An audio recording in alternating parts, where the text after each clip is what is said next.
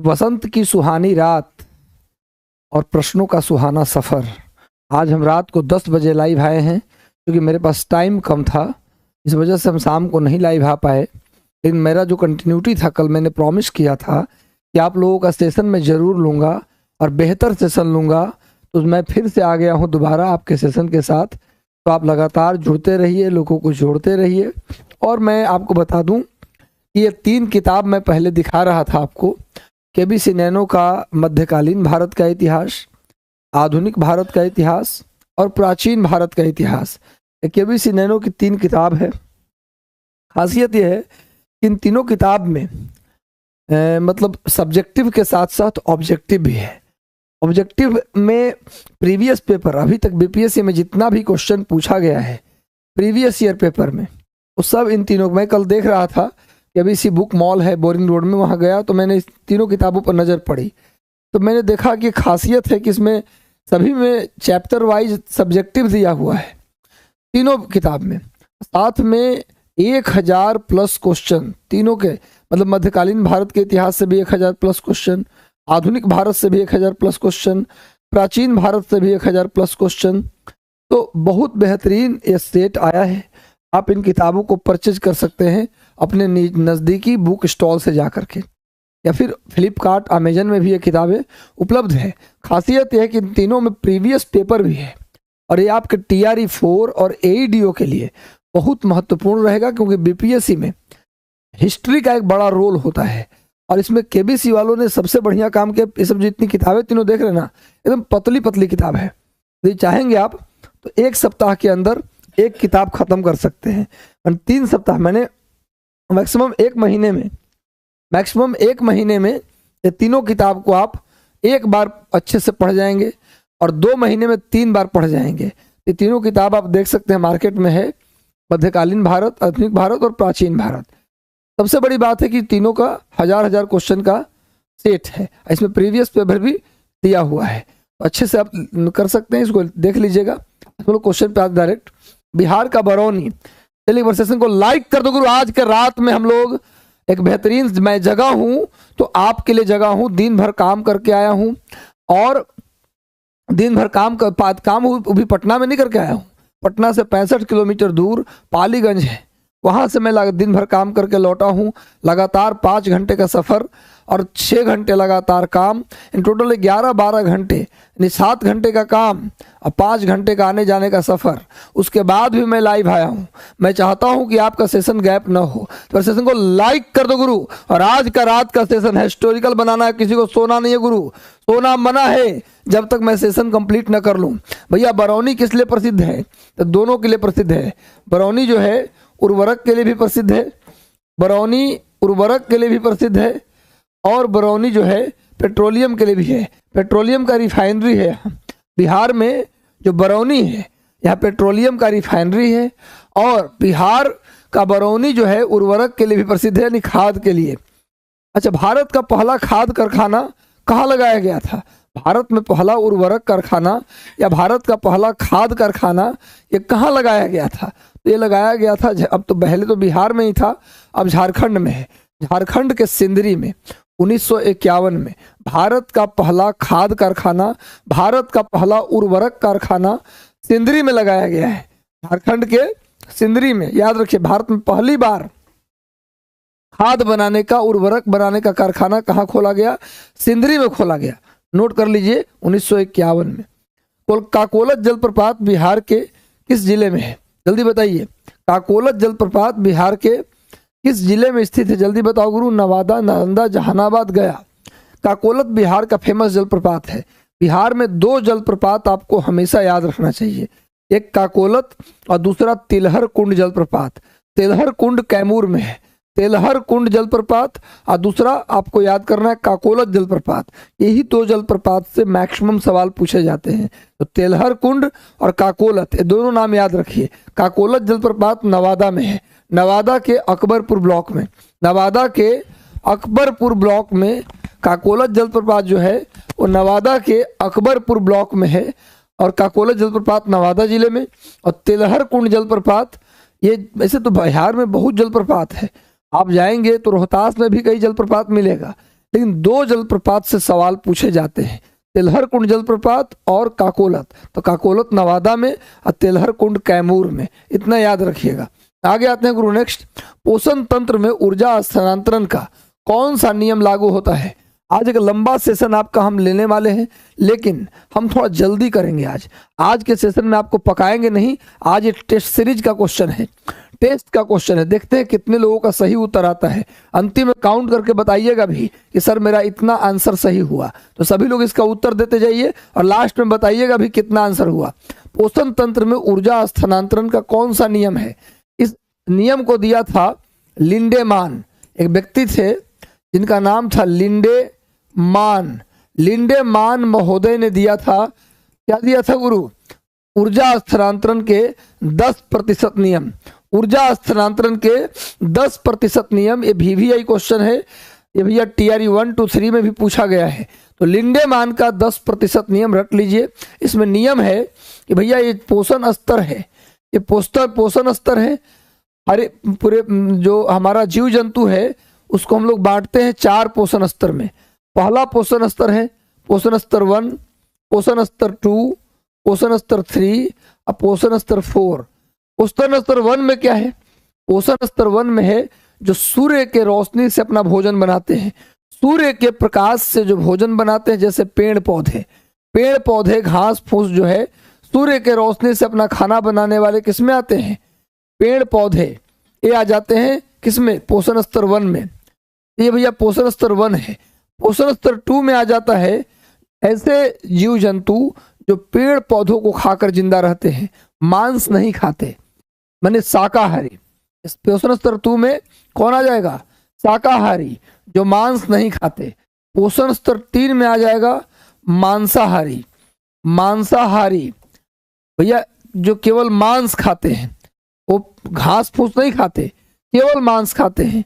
अब पोषण स्तर 4 में आता है सर्वाहारी, जो घास फूस भी खाते हैं और मांस भी खाते हैं। तो भैया यही 4 पोषण स्तर है। पहले पेड़ पौधे सूरज की रोशनी से अपना भोजन बनाते हैं, और वही भोजन सेकंड पोषण स्तर में जितने भी जीव जंतु हैं जिनका संबंध मांस मछली से नहीं पेड़ पौधे से है, उसी को खाकर वो जिंदा रहते हैं। तो शाकाहारी जीव ये पोषण स्तर 2 में आते हैं। इनको जो इनका उत्पादन होता है उसी को खाकर ये जीवित रहते हैं। इनको खाने वाला कौन है? पोषण स्तर 3 में मांसाहारी। उसके बाद आ गया सर्वाहारी। इसको नोट कर लीजिए आप, इन सबको आप क्या कर लीजिए? नोट डाउन कर लीजिए, नोट कर लीजिए गुरु। मैं आपको बता दूं कि पोषण स्तर 1 से पोषण स्तर 4 में हम लोग आ गए, लेकिन सूरज का जो रोशनी आता है, सूरज की रोशनी जो आता है, सूरज का रोशनी का जितना प्रतिशत आपको पोषण स्तर 1 वाले पेड़ पौधे लेते हैं, जितना प्रतिशत लेते हैं उसका 90% यूज कर लेते हैं। 10% नियम क्या है वो मैं बता रहा हूँ। 90% क्या कर लेते हैं? वो यूज कर लेते हैं, 90% यूज। 10% क्या करता है कि अगले पोषण स्तर को ट्रांसफर करता है। जो ऊर्जा सूरज से लेता है पेड़ पौधा, वो करता क्या है? उसका 90% यूज कर लेता है और 10% अगले पोषण स्तर को ट्रांसफर कर देता है। ये जो 10% एनर्जी पोषण स्तर 2 को मिला पोषण स्तर 1 से, ये क्या करता है कि इस 10% का 90% जितना आया उसका 90% यूज कर लेता है। क्लियर है? उसका 90% ही यूज करता है और फिर क्या करता है? अगला बचा हुआ 10% इसको दे देता है। जो 10% इसको मिलता है उसका 90% फिर ये यूज कर लेता है। ये सब यूज कर लिया गया, नोट कर लीजिए। बचा हुआ 10% का 90% यूज कर लिया, जो और बच गया 10% वो इसको दे देता है। इसी को बोलते हैं लिंडेमान का 10% नियम। एक बार सेशन को लाइक कर दो गुरु, समझ में आया? पोषण स्तर 1 से पोषण स्तर 10 तक, पोषण स्तर 1 से पोषण स्तर 4 तक आने में क्या होता है? पहला पोषण स्तर दूसरे पोषण स्तर को कितना देता है? पर जितना एनर्जी सूरज से लिया उसका 90% यूज कर लेता है और 10% इसको देता है। जितना देता है इसको उसका 90% फ्री यूज कर लेता है, बचा हुआ 10% इसको देता है। जो बचा हुआ 10% इसको दिया उसका 90% फिर यूज करता है, फिर जो बच गया वो इसको दे देता है। इसी को बोलते हैं लिंडेमान का 10% नियम। मुझे लगता है समझ गए होंगे। पोषण स्तर 1 में क्या आता है? पेड़ पौधे। पोषण स्तर 2 में क्या आता है? शाकाहारी जीव। पोषण स्तर 3 में क्या आता है? मांसाहारी जीव। पोषण स्तर 4 में क्या आता है गुरु? 4 में आता है सर्वाहारी। तो बस सेशन को लाइक कर दीजिए, जितना मजा नहीं आ रहा है गुरु, सेशन को लाइक कर दीजिए, सेशन को शेयर कर दीजिए, क्योंकि आज रात को सुहानी रात, सुहाना सफर, प्रश्नों का जंजाल। चलो भैया, लिंडेमान का 10% नियम आ गया।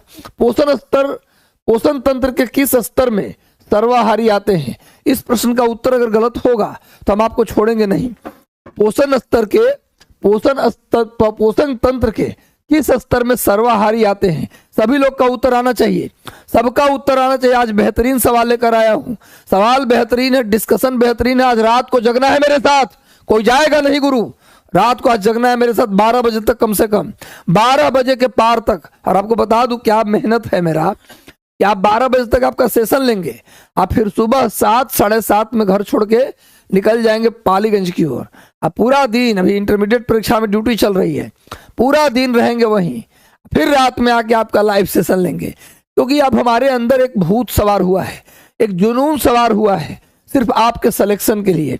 और वो सिलेक्शन में दिला के रहूंगा, चाहे जहां से प्रश्न लाना पड़े, जैसे लाना पड़े, जितना डिस्कशन करना पड़े, रात रात भर जगना पड़े, दिन दिन भर नौकरी करना पड़े, लेकिन मैं आपके लिए करूंगा। चलो भैया, पोषण स्तर 4 में आता है सर्वाहारी। ये बता रहे हैं आप लोग, सही बता रहे हैं। आगे आइए, महात्मा गांधी किस वर्ष वकालत की पढ़ाई के लिए विलायत गए? ये भी क्वेश्चन पढ़ाया हुआ है, जल्दी बताइए। महात्मा गांधी किस वर्ष विलायत गए थे? जल्दी बताओ गुरु, महात्मा गांधी किस वर्ष विलायत गए वकालत की पढ़ाई के लिए? वकालत की पढ़ाई के लिए किस वर्ष विलायत गए थे? जल्दी बताओ, महात्मा गांधी वकालत की पढ़ाई के लिए किस वर्ष विलायत गए? आपको सबको पता है, पढ़ा चुका हूं, 1888 में। विलायत मतलब इंग्लैंड। गांधी की बात करें तो 2 मिनट में गांधी फिर समाप्त कर रहा हूं भैया।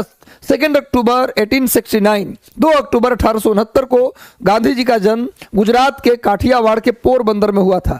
गांधी जी के माता का नाम पुतलीबाई, पिता का नाम करमचंद गांधी। गांधी जी के जन्म दिवस 2 अक्टूबर को अंतर्राष्ट्रीय अहिंसा दिवस के रूप में मनाते हैं, इंटरनेशनल नॉन वायलेंस डे के रूप में मनाते हैं। गांधी जी का विवाह 12 वर्ष की अवस्था में 1881 में कस्तूरबा गांधी से हुआ। गांधी जी के 4 पुत्रों ने जन्म लिया, एक का नाम मनीलाल, दूसरे का नाम हरिलाल, तीसरे का नाम रामदास, चौथे का नाम देवदास। रामदास, देवदास, मनीलाल, हरिलाल, गांधी जी के ही 4 पुत्र थे। लेकिन गांधी जी के करीबी एक व्यक्ति थे जिनका नाम था यमुनालाल बजाज। यमुनालाल बजाज को गांधी जी के करीबी होने के कारण उन्हें गांधी जी का पंचम पुत्र कहा जाता है। वो गांधी जी के पुत्र नहीं थे, करीबी होने के कारण कहा जाता है। 1888 में महात्मा गांधी विलायत गए। विलायत का मतलब आज का जो इंग्लैंड है, आज का जो ब्रिटेन है, उसी को बोलते थे उस जमाने में विलायत। तो विलायत गए वकालत की पढ़ाई के लिए। वहां गांधी जी 1892 में, यानी 4 साल बाद वकालत कंप्लीट करके भारत लौटे। जब गांधी जी वकालत कंप्लीट करके 1892 में 4 साल बाद भारत लौटे तो अपने पिता के दोस्त, उनके पिता का नाम था करमचंद गांधी, जो राजकोट के दीवान थे, उनके पिता के दोस्त थे दादा अब्दुल्ला। उनके केस लड़ने के लिए 1893 में गांधी जी अफ्रीका गए। गांधी अफ्रीका में कुल 21 साल 6 महीने लगभग गांधी जी ने 21 साल 6 महीने लगभग गांधी जी ने अफ्रीका में बिताए।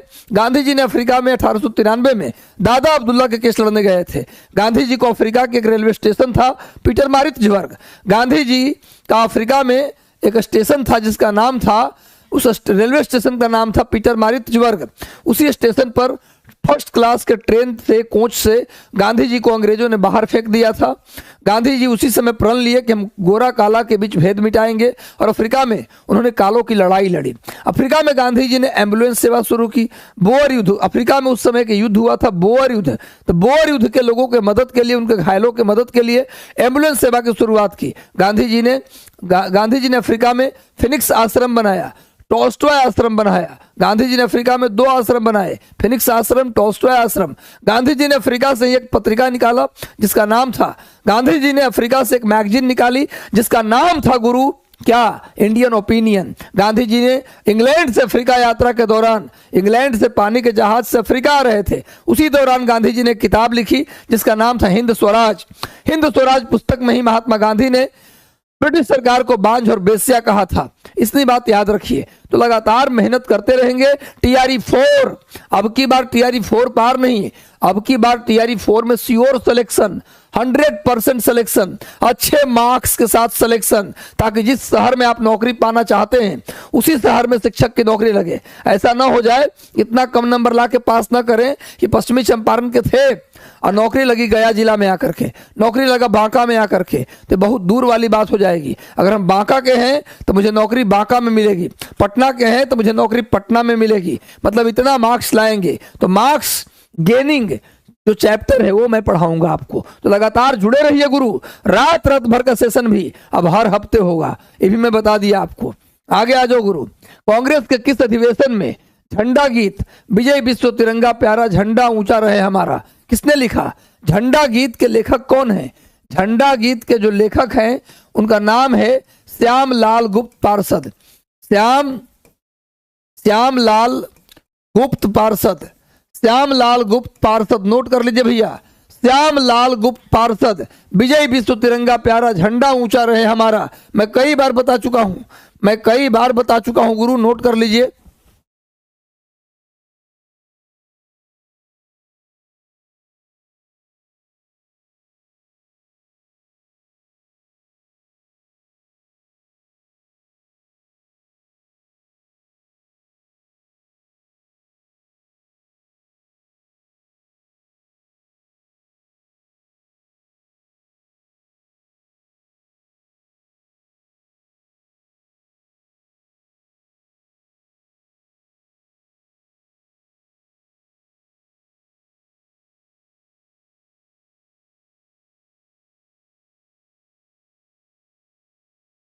मैं कई बार बता चुका हूं, इसलिए गलती नहीं होना चाहिए।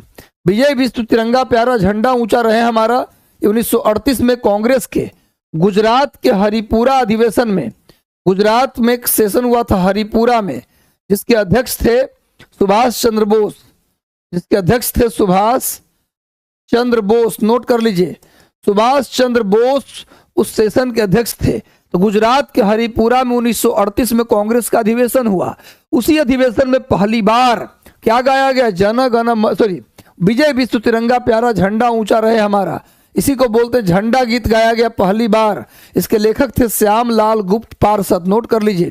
कांग्रेस की बात करें तो कांग्रेस में पहली बार वंदे मातरम गाया गया था 1896 में।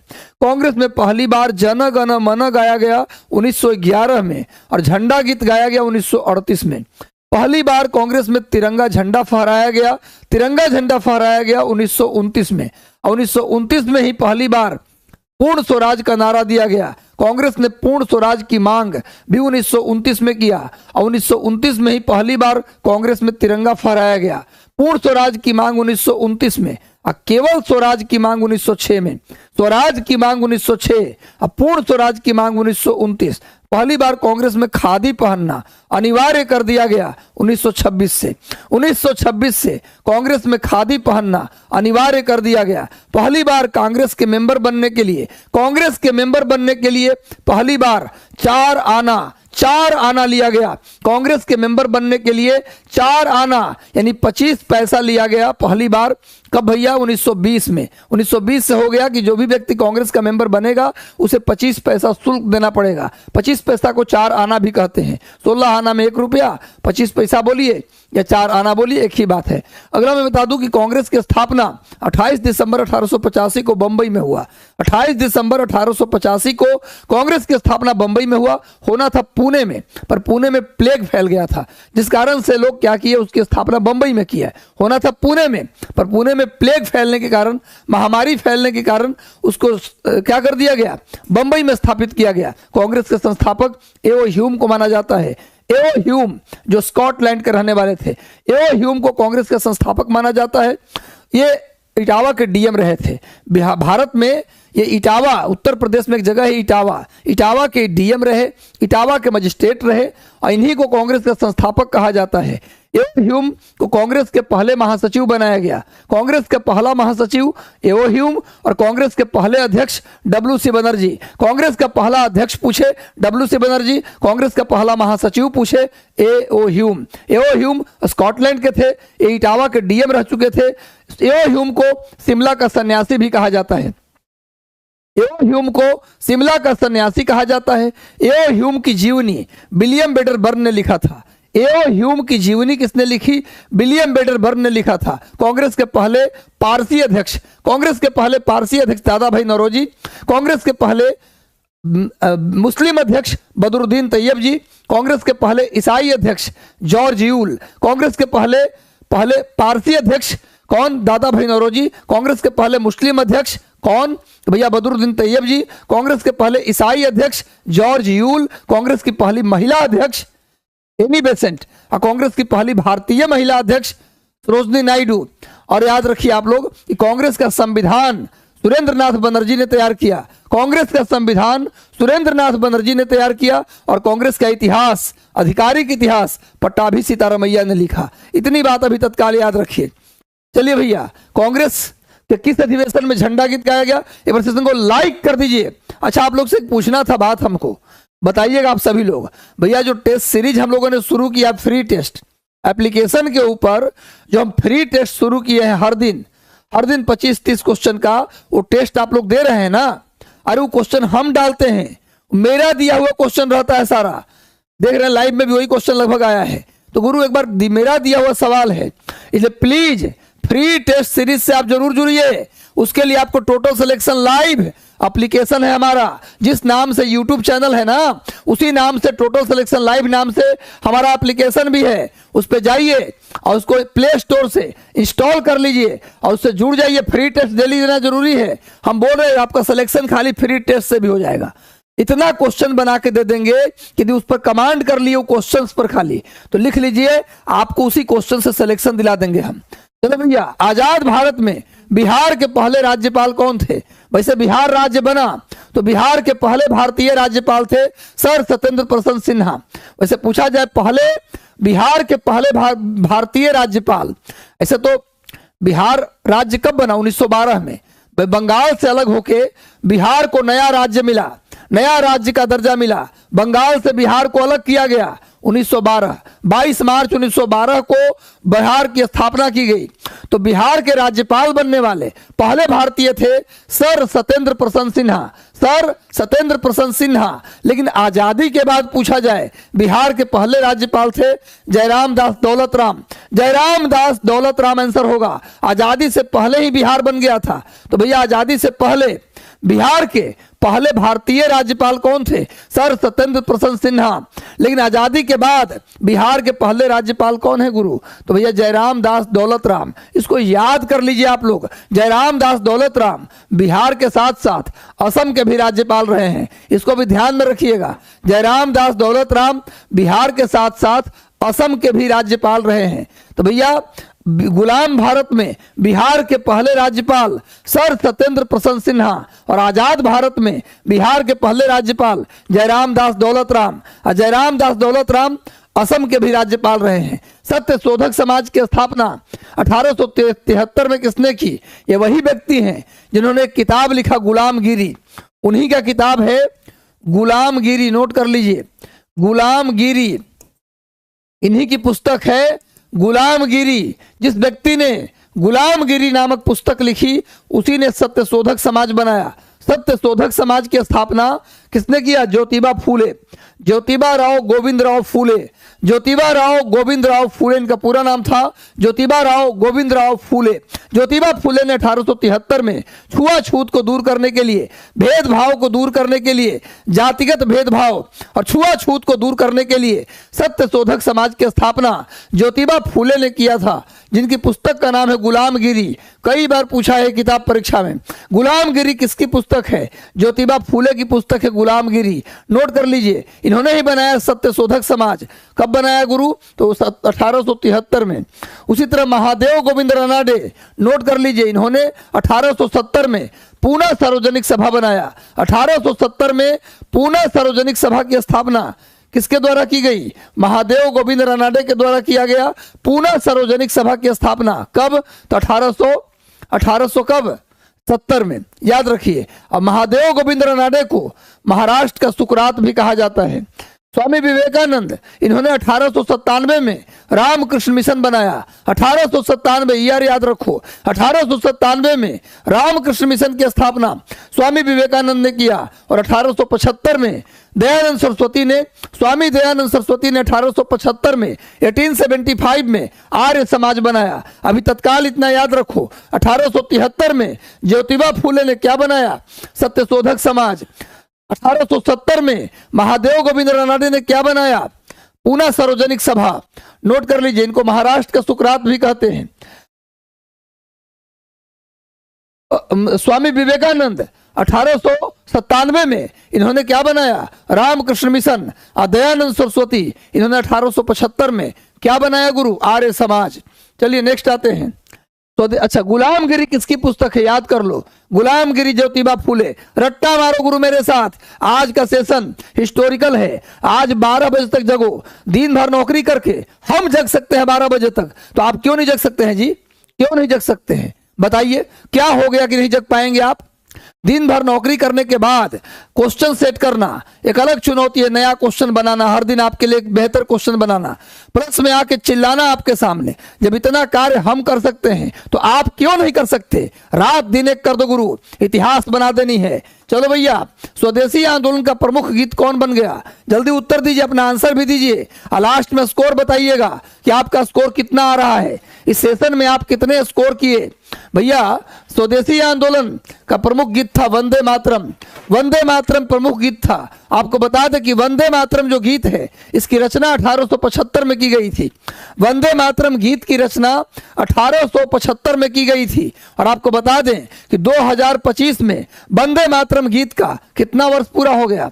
वंदे मातरम गीत का 2025 में 150 साल पूरे हो गए। वंदे मातरम को लेकर अभी भी काफी चर्चा बना हुआ है। अभी चर्चा में आया ना जी वंदे मातरम। सरकार ने क्या कहा कि जन गण मन, जो भारत का राष्ट्रगान है, उसको गाने से पहले अब क्या होगा? राष्ट्रगीत गाया जाएगा। यानी वंदे मातरम गाना अब अनिवार्य हो गया। हर राष्ट्रगान के पहले हम राष्ट्रगीत गाएंगे, तब हम राष्ट्रगान गाएंगे। अभी देखा आपने ना, अभी भी चर्चा में है। तो वंदे मातरम इस बार क्वेश्चन रहेगा। वंदे मातरम से सवाल पूछा जाएगा। तो वंदे मातरम की रचना 1875 में की गई। किस भाषा में? ये भी पूछेगा। संस्कृत भाषा में। ये किस किताब से ली गई है? तो आनंद मठ उपन्यास। आनंद मठ बंकिम चंद्र चटर्जी, बंकिम चंद्र चटर्जी के आनंद मठ उपन्यास से क्या लिया गया? वंदे मातरम गीत लिया गया। बंकिम चंद्र चटर्जी के आनंद मठ उपन्यास से, आनंद मठ उपन्यास से क्या लिया गया? वंदे मातरम गीत लिया गया। और वंदे मातरम स्वदेशी आंदोलन का प्रमुख गीत बन गया था। और वंदे मातरम संस्कृत में लिखी गई, 1875 में लिखा गया। और 1875 से जोड़िएगा तो कुल 150 साल 2025 में पूरे हो गए। अब तो सरकार ने कहा है कि हर राष्ट्रगान यानी जन गण मन गाने से पहले वंदे मातरम गाएंगे, तब जन गण मन गाएंगे। चलो भैया, ये सब याद रखिए। इस बार वंदे मातरम काफी चर्चा में है, इसलिए वंदे मातरम पर जितना रिसर्च करना है कर लो। एक सवाल तो आएगा कहीं ना कहीं, एकदम याद रखिए। वंदे मातरम को पहली बार कांग्रेस में कब गाया गया? 1896 में। यह भी याद कर लीजिए। देसी रियासत से संबंध अब वंदे मातरम कहां से लिया गया? तो भैया आनंद मठ उपन्यास से लिया गया। आनंद मठ किसकी उपन्यास है? तो बंकिम चंद्र चटर्जी का उपन्यास है। आनंद मठ जो उपन्यास है वो किस विद्रोह पे लिखा गया? सन्यासी विद्रोह पे लिखा गया आनंद मठ उपन्यास। पर उसके अंदर जो वंदे मातरम है वो कहाँ यूज हुआ? स्वदेशी आंदोलन में। देसी रियासत यानी छोटे छोटे जो राजा थे, राजस्थान में जो छोटे छोटे राजा थे, वो अंग्रेज से, ब्रिटिश सरकार से काफी नाराज चल रहे थे। तो उनसे बात करने के लिए चार्ल्स मेटकॉफ, नोट कर लीजिए, इसे राजस्थान भेजा था। किस गवर्नर ने? बंगाल के किस गवर्नर ने चार्ल्स मेटकॉफ को राजाओं से बात करने के लिए, छोटे छोटे जो राजवाड़े थे राजस्थान में, जो छोटे छोटे रियासत थे, वो रियासत के राजा नाराज हो गए थे ब्रिटिश सरकार से, तो उनसे बात करने के लिए चार्ल्स मेटकॉफ को राजस्थान किसने भेजा? तो लॉर्ड हेस्टिंग्स ने भेजा था। लॉर्ड हेस्टिंग्स ने चार्ल्स मेटकॉफ को कहां भेजा? राजस्थान भेजा, राजाओं से बात करने के लिए। ये वही चार्ल्स मेटकॉफ हैं जो बाद में इन्होंने भी गवर्नर का पद संभाला। भारत का गवर्नर जनरल बनने का सौभाग्य चार्ल्स मेटकॉफ को भी प्राप्त हुआ। 1835 से लेकर 36 तक 1 साल ये भारत का गवर्नर रहे। 1835 से 36 तक चार्ल्स मेटकॉफ भी भारत के गवर्नर रहे। और याद रखिए, ये वही चार्ल्स मेटकॉफ हैं, जब ये गवर्नर बने तो प्रेस पर जितने भी प्रतिबंध लगे थे, अखबार पर, मीडिया पर जितने भी बैन या जितने भी प्रतिबंध लगे थे, उसको इसने हटा दिया और पूरी तरह से न्यूज़पेपर को, मीडिया को स्वतंत्र कर दिया। इसीलिए चार्ल्स मेटकॉफ का जो काल है, इसीलिए चार्ल्स मेटकॉफ को भारतीय प्रेस का मुक्तिदाता कहते हैं। चार्ल्स मेटकॉफ को भारतीय प्रेस का मुक्तिदाता कहा जाता है। नोट कर लीजिए, क्वेश्चन आता है कि भारतीय प्रेस का मुक्तिदाता किसे कहा जाता है, तो चार्ल्स मेटकॉफ। नोट कर लीजिए, 1835 से 36 तक यह भी गवर्नर रहा, लेकिन जब ये गवर्नर नहीं था तो लॉर्ड हेस्टिंग्स ने इसे राजस्थान भेजा था राजवाड़ों से बात करने के लिए। लॉर्ड हेस्टिंग्स का कार्यकाल है 1813 से लेकर 1823 तक। नोट कर लीजिएगा। आगे आओ गुरु, नेक्स्ट अपना अपना आंसर देते चलिए, देखते हैं किसका कितना स्कोर आज आता है। आज एक लंबा सेशन, कोई नहीं सो, देखो आपको हमसे प्रेरित होना चाहिए, हमसे मोटिवेट होना चाहिए। कोई भी व्यक्ति जो नौकरी में है, दिन रात मेहनत कर रहा है, 65 दूनी सब मिला के 130 किलोमीटर की रोज यात्रा कर रहा है और उसके बाद काम कर रहा है वहां जाकर, अब प्लस लौट के आने के बाद हमारे लिए क्वेश्चन सेट कर रहा है, रात को 10 बजे लाइव आ रहा है। जब ये व्यक्ति इतना कर सकता है तो हम तो आराम से घर में बैठे हैं, इनसे दुगना करेंगे हम। आप हमसे दुगना काम करने का मद्दा रखिए और याद रखिए, अगर ऐसा करते हैं तो मई में चमत्कार होगा आपके जीवन में और आप जो चाहते थे वो सब आपको मिलेगा। चलो भैया, इल्बर्ट बिल का संबंध किस वायसराय से है? भैया एक ऐसा बिल जिसमें कहा गया कि अब भारतीय जज भी यूरोप के लोगों का मुकदमा लड़ सकते हैं। उस जमाने में यूरोप के लोग यदि कोई गलती करते थे, यूरोप के लोग यदि कोई गलती करता था तो उनको उनका केस यूरोप के जज ही लड़ते थे। उस जमाने में यूरोप के लोगों का केस यूरोप के जज लड़ते थे, अब भारत के जज उनका केस नहीं लड़ सकते थे। ये तो वही बात न हो गया कि हम जब किसी का मर्डर करेंगे तो हमारे बाबूजी जज रहेंगे, तो कभी सही फैसला होगा? सही फैसला ना होगा जी। उस समय नियम था, यूरोप के जज भारतीयों का मुकदमा भी सुन सकते हैं, यूरोप के लोगों का मुकदमा केवल यूरोप के जज ही सुनेंगे। लेकिन इल्बर्ट बिल में क्या कहा गया कि अब आज के बाद, इसी बिल में था, भारत के जज भी यूरोप के लोगों का मुकदमा सुन सकते हैं। इल्बर्ट बिल में यही था। इसको लाने वाला व्यक्ति था लॉर्ड रिपन। लॉर्ड रिपन लाया था और इसमें कहा गया कि भारत के जज भी यूरोप के लोगों का मुकदमा सुन सकते हैं। इसी बिल के खिलाफ ब्रिटेन में एक विद्रोह हो गया जिसका नाम था श्वेत विद्रोह, व्हाइट रिवोल्ट। ब्रिटेन के लोगों में रिपन के प्रति गुस्सा हुआ, बोला तुम काबिल बनता है, हमारा मुकदमा भारत के लोग सुनेगा, तुम ऐसा कानून लाए हो, आओ भारत में बता देते हैं। बेचारा डर के मारे ये बिल को पासे नहीं किया, ये बिल वापस ले लिया। इल्बर्ट बिल कानून नहीं बन पाया, इल्बर्ट बिल ही रह गया, क्योंकि इसके बिल के खिलाफ यूरोप में, इंग्लैंड में भारी हंगामा हो गया। ऐसा हंगामा के कारण लॉर्ड रिपन ने इस बिल को वापस ले लिया कि चलो भैया, भारत के जज यूरोप के लोगों का मुकदमा नहीं सुनेंगे, चलो वही पुराना चलता रहेगा। इल्बर्ट बिल समझ में आ गया। ये वही लॉर्ड रिपन है जिसके काल में पहली बार नियमित जनगणना शुरू हुआ। भारत का पहला नियमित जनगणना, रेगुलर सेंसस की शुरुआत 1881 में लॉर्ड रिपन के समय हुआ। भारत में पहली बार भारत का पहला फैक्ट्री कानून, भारत का पहला कारखाना अधिनियम, फैक्ट्री कानून, फैक्ट्री एक्ट, कारखाना अधिनियम लॉर्ड रिपन के समय आया। पहला जनगणना लॉर्ड रिपन के समय, पहला फैक्ट्री कानून, कारखाना कानून लॉर्ड रिपन के समय। और लॉर्ड रिपन के समय ही गुरु और क्या हुआ? लॉर्ड रिपन के समय और क्या हुआ गुरु, जल्दी बताइए भैया। सिविल सर्विसेज की जो आयु है उसको 19 से बढ़ाकर दोबारा 21 कर दिया गया। लॉर्ड रिपन को भारत का उद्धारक फ्लोरेंस नाइटिंगेल ने कहा था। लॉर्ड रिपन को भारत का उद्धारक कहा जाता है। लॉर्ड रिपन को भारत का उद्धारक किसने कहा था? लॉर्ड रिपन को भारत का उद्धारक किसने कहा? तो कहा था किसने? फ्लोरेंस नाइटिंगेल ने। फ्लोरेंस नाइटिंगेल के बारे में बता चुका हूं पहले भी, एक बहुत बड़ी नर्स रह चुकी हैं ये। फ्लोरेंस नाइटिंगेल एक बहुत बड़ी नर्स थी और इनके जन्म दिवस को 12 मई को अंतरराष्ट्रीय nursing day, international nursing day, अंतरराष्ट्रीय नर्स दिवस के रूप में कब मनाते हैं? 12 मई को। किसके जन्म दिवस? फ्लोरेंस नाइटिंगेल के जन्म दिवस, फ्लोरेंस नाइटिंगेल ने ही लॉर्ड रिपन को भारत का उद्धारक कहा था, सब याद रखिए। नेक्स्ट, बड़े पैमाने पर कृषि की शुरुआत किस काल में हुई थी? जल्दी बताओ, सभी लोग सेशन को लाइक कर दो, सब अपना उत्तर भी दीजिए, सभी लोग अपना उत्तर भी दीजिए, साथ में आंसर दीजिए और अंत में बताइएगा कि किसका कितना स्कोर हुआ। बेहतरीन क्वेश्चन, बेहतरीन टेस्ट, नए नए प्रश्नों का संग्रह लाया गया। एक बार सेशन से जुड़ गए गुरु, 876 लोग जुड़े हैं, 561 लाइक है। सेशन को लाइक कर दो गुरु, सेशन को एक बार सभी लोग लाइक बटन दबाने में टाइम नहीं लगता, सेशन को लाइक कर दीजिए। चलो भैया, बड़े पैमाने पर कृषि की शुरुआत उत्तर वैदिक काल में हुआ। क्यों ऐसा हुआ? क्योंकि उत्तर वैदिक, देखो, कृषि करने के लिए, खेती करने के लिए लोहा का होना जरूरी है। मैं बता दूं कि जब खेती करेंगे आप तभी ना जब बढ़िया हल होगा। हल बढ़िया कैसे बनेगा? तांबा का हल बन सकता है क्या?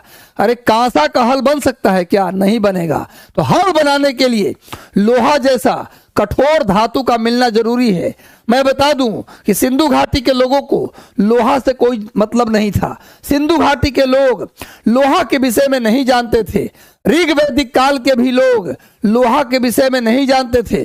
पहली बार लोहा का प्रमाण 800 बीसी के आसपास, 800 बीसी के आसपास उत्तर वैदिक काल में उत्तर प्रदेश के अतरंजी खेड़ा से हुआ है। उत्तर प्रदेश के अतरंजी खेड़ा एक जगह है मेरठ में। उत्तर प्रदेश के मेरठ जिले में अतरंजी खेड़ा एक जगह है जहां लोहा मिला पहली बार। लोहा का पहला साक्ष्य, लोहा का पहला प्रमाण, लोहा का पहला प्रूफ इंडिया में 800 बीसी के आसपास कहां से मिला है? तो उत्तर प्रदेश के अतरंजी खेड़ा से मिला है। लिख लो, लोहा का पहला प्रमाण उत्तर प्रदेश के अतरंजी खेड़ा से मिला है। और पहली बार उत्तर वैदिक काल के लोग ने पहली बार लोहा देखा, और लोहा मिल गया तो बढ़िया हल बनने लगा। अब बढ़िया हल बनेगा तो क्या होगा? खेती होगी, गांव बसेगा। तो भैया, सिंधु घाटी सभ्यता और ऋग वैदिक काल ये सब शहरी सभ्यता है। इसमें चूंकि लोहा का खोज हुआ नहीं, हल बना नहीं, हल नहीं बनेगा तो भैया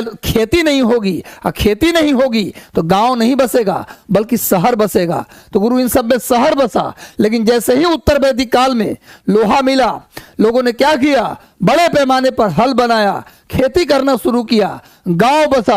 तो बड़े पैमाने पर कृषि हुआ उत्तर वैदिक काल में। नोट कर लीजिए, उत्तर वैदिक काल का जो समय है वो 1000 बीसी से लेकर 600 बीसी के बीच में है। इसी बीच में 800 बीसी में लोहा का 800 बीसी में लोहा का खोज हुआ। कहां से? उत्तर प्रदेश के अतरंजी खेड़ा से। इसको भी याद कर लीजिएगा। आगे ये लोहा ही गया, अतरंजी खेड़ा जहां से लोहा का पहला प्रमाण मिला, किस राज्य में स्थित है? इसका उत्तर गलती दोगे कनपट्टी तोड़ेंगे आपका हम। सेशन को लाइक कर दो गुरु। अब हम लोग एक ऐतिहासिक सेशन की ओर बढ़ रहे हैं। क्या चाहते हैं? 100% सिलेक्शन तो मिलेगा गुरु। मैं जैसे बता रहा हूं उसको करते चलिए। एक बात मैं और बता देता हूं आप लोगों को, मेरे प्यारे विद्यार्थी, मेरे प्यारे बिहार, उत्तर प्रदेश और झारखंड के मेरे प्यारे भाई बहन जो परीक्षा देंगे, मैं बता दूं कि टोटल सिलेक्शन लाइव एप्लीकेशन पर जो फ्री टेस्ट चल रहा है उसको जरूर ज्वाइन कर लीजिए। हर दिन सुबह में हम लोग 25 से 30 क्वेश्चन फ्री टेस्ट और अपलोड करते हैं अपने एप्लीकेशन के ऊपर। टोटल सिलेक्शन लाइव जिस नाम से यूट्यूब चैनल है ना, उसी नाम से एप्लीकेशन है। लेकिन आपको प्ले स्टोर में जाकर उसे इंस्टॉल करना होगा, तब आप फ्री टेस्ट को ज्वाइन करेंगे। तो आप प्लीज फ्री टेस्ट जरूर दीजिएगा, मेरा आपसे आग्रह है। अतरंजी खेड़ा आप सही उत्तर दे रहे हैं, उत्तर प्रदेश में है। अब देखते हैं लास्ट में किसका स्कोर सबसे ज्यादा आता है। भारत में टीन के मामले में मोनोपोली, मोनोपोली का मतलब एकमात्र ऐसा राज्य जहां टीन मिलता है। भारत में और कहीं टीन नहीं मिलता, एक ही राज्य है जहां टीन मिलता है। ये वही राज्य है, फोटो से पकड़िए कौन सा राज्य है गुरु। ये वही राज्य है जहां पर बैलाडीला एक जगह है। इसी राज्य में एक जगह है बैलाडीला जहां भारी मात्रा में लोहा मिलता है। लोहा मिलता है। इसी राज्य में एक जगह है जिसका नाम है धल्ली राजहर्रा। धल्ली राजहर्रा, धल्ली राजहर्रा, यहां से भारी मात्रा में लोहा मिलता है। यह वही राज्य है जिसमें भिलाई है, जिसमें भिलाई है गुरु, जहां पर सेकेंड 5 ईयर प्लान में, सेकेंड 5 ईयर प्लान में क्या लगाया गया? लोहा इस्पात उद्योग, लोहा इस्पात उद्योग लगाया गया रूस के मदद से। रूस के मदद से लोहा इस्पात उद्योग भिलाई में लगाया गया। इसी राज्य में बस्तर है, जहां पर भारत का 99% टीन मिलता है। बस्तर में भारी मात्रा में टीन मिलता है। तो एकमात्र राज्य, भारत का एकमात्र राज्य जहां भारी मात्रा में टीन मिलता है वो छत्तीसगढ़ है। छत्तीसगढ़ के बैलाडीला में लोहा मिलता है, धल्ली रजहरा में लोहा मिलता है, भिलाई में, छत्तीसगढ़ में ही भिलाई है जहां द्वितीय पंचवर्षीय योजना सेकेंड 5 ईयर प्लान में यहां लोहा इस्पात उद्योग लगाया गया। किसके मदद से? रूस के मदद से लगाया गया लोहा इस्पात उद्योग भिलाई में। कब? सेकेंड 5 ईयर प्लान में। धल्ली रजहरा में भी लोहा, बैलाडीला में भी लोहा, और बस्तर में भारी मात्रा में टीन। तो छत्तीसगढ़ में 99.99% टीन अकेले कहां मिलता है? छत्तीसगढ़ में। नोट कर लीजिए, इसका स्क्रीनशॉट ले लीजिए, बड़ी काम का चीज बनाया हूं, इस एकदम मैपिंग में है, कहीं भी नहीं बना दिया। छत्तीसगढ़ में जाओगे तो बस्तर यहीं मिलेगा, बैलाडीला यहां मिलेगा, थोड़ा ऊपर जाओगे धल्ली रजहरा, सामने आओगे बस्तर। चलो गुरु आगे आते हैं नेक्स्ट। एक बार सेशन से जुड़ गए तो सेशन को लाइक कर दो। महेंद्रगिरी चोटी कहां है भैया बता दें? तमिलनाडु की सबसे ऊंची चोटी, दोदा बेटा रटो मेरे साथ, तमिलनाडु की सबसे ऊंची चोटी दोदा बेटा। केरल की सबसे ऊंची चोटी अनाईमुदी, रटो मेरे साथ, केरल की सबसे ऊंची चोटी अनाईमुदी। और अनाईमुदी पूरे दक्षिण भारत की सबसे ऊंची चोटी है। पूरे साउथ इंडिया, पूरे पेनिनसुलर इंडिया यानी प्रायद्वीपीय भारत को ही दक्षिण भारत कहा जाता, अलग अलग नहीं है। आप प्रायद्वीपीय भारत बोलो या दक्षिण भारत बोलो, एक ही बात है। दक्षिण भारत की, प्रायद्वीपीय भारत की सबसे ऊंची चोटी कौन है गुरु? तो भैया ये है अनाईमुदी। अनाईमुदी केरल की भी सबसे ऊंची चोटी है। केरल की सबसे ऊंची चोटी अनाईमुदी, तमिलनाडु की सबसे ऊंची चोटी दोदा बेटा, अब पूरे दक्षिण भारत की सबसे ऊंची चोटी भी अनाईमुदी। याद रखिए, केरल की जो सबसे ऊंची है वही पूरे दक्षिण भारत की भी सबसे ऊंची चोटी है, अनाईमुदी। तमिलनाडु की सबसे ऊंची चोटी दोदा बेटा। आंध्र प्रदेश की सबसे ऊंची चोटी विशाखापत्तनम, आंध्र प्रदेश की सबसे ऊंची चोटी विशाखापत्तनम। कर्नाटक की सबसे ऊंची चोटी कुद्रेमुख, कर्नाटक की सबसे ऊंची चोटी कुद्रेमुख, कुद्रेमुख में भी लोहा मिलता है, भारी मात्रा में लोहा। महाराष्ट्र की सबसे ऊंची चोटी कालसुवाई, महाराष्ट्र की सबसे ऊंची चोटी कालसुवाई। ये सब नोट कर लीजिए, क्लियर है।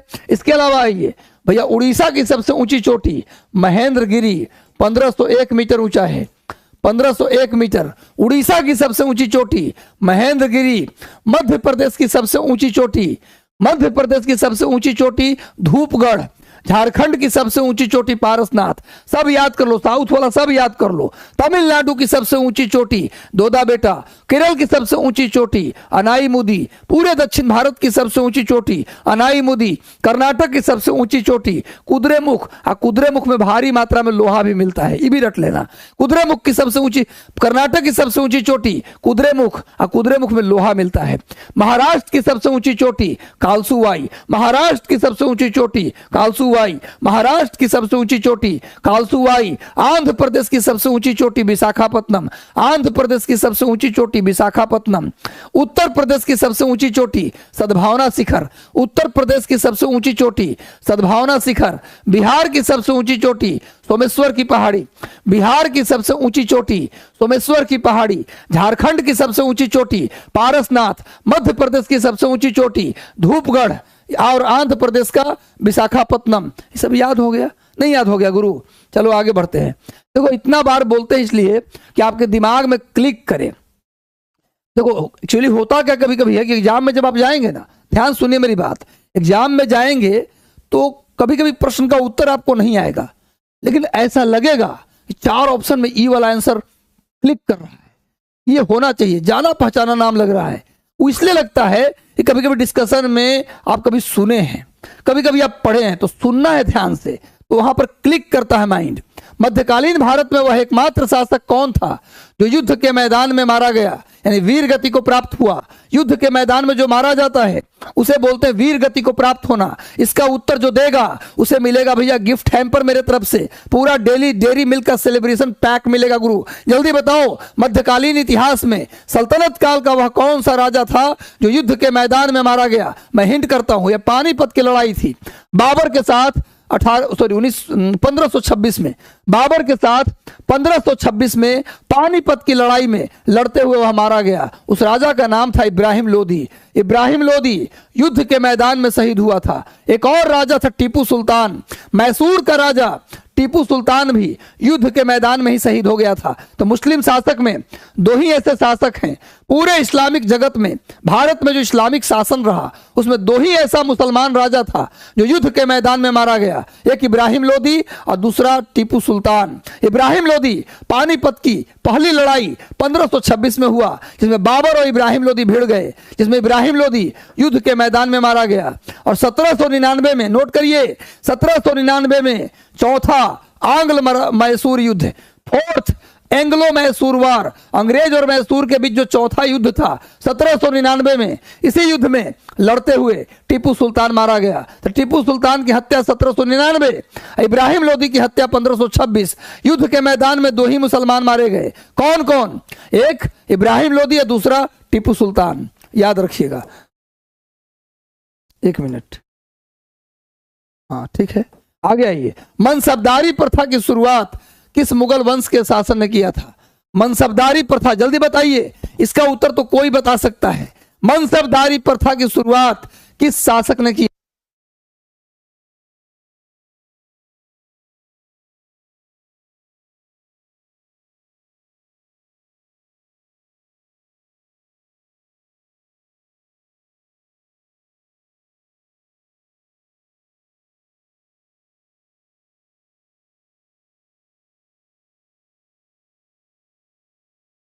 भैया इसका उत्तर तो आसान है, ये तो बहुत आसान प्रश्न है, फेमस क्वेश्चन है, कई बार पूछा हुआ सवाल है, इसका उत्तर तो देना चाहिए।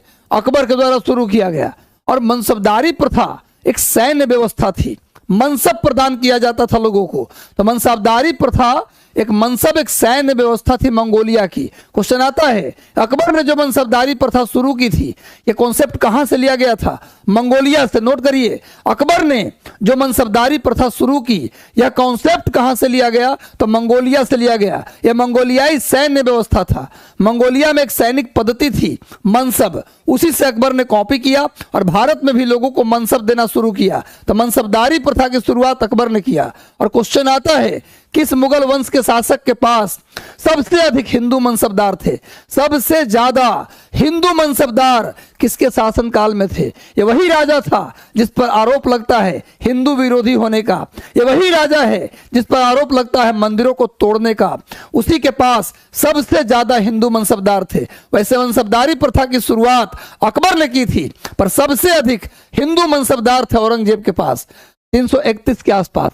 सबसे अधिक हिंदू मनसबदार थे औरंगजेब के पास। औरंगजेब पर पूरे मुगल शासन में औरंगजेब पर आरोप लगता है कि इसने मंदिर को तोड़ने का आदेश दिया, यह हिंदू विरोधी था। लेकिन सबसे अधिक हिंदू मनसबदार औरंगजेब के समय था। औरंगजेब को जिंदा पीर कहा जाता है। औरंगजेब को जिंदा पीर कहा जाता है। यह सुन्नी मुसलमान था। औरंगजेब ने शिवाजी के साथ 1665 में पुरंदर की संधि की थी। औरंगजेब ने 1665 में शिवाजी के साथ पुरंदर की संधि की थी। अकबर की बात करें तो अकबर की 3 राजधानी, अकबर ने कितना राजधानी बनाया? 3। जब अकबर राजा बना उस समय उसकी राजधानी थी आगरा। जब अकबर राजा बना तो उसकी राजधानी थी आगरा। फिर 1571 में उसकी राजधानी हो गई फतेहपुर सिकरी। 1571 में क्वेश्चन आता है, अकबर ने फतेहपुर सिकरी को राजधानी कब बनाया? 1571। और फिर उसके बाद 1585 में 1585 1585 में अकबर की राजधानी हो गया लाहौर। याद रखिएगा, अकबर ने फतेहपुर सिकरी में बुलंद दरवाजा बनाया गुजरात विजय की खुशी में। अकबर जब गुजरात को जीत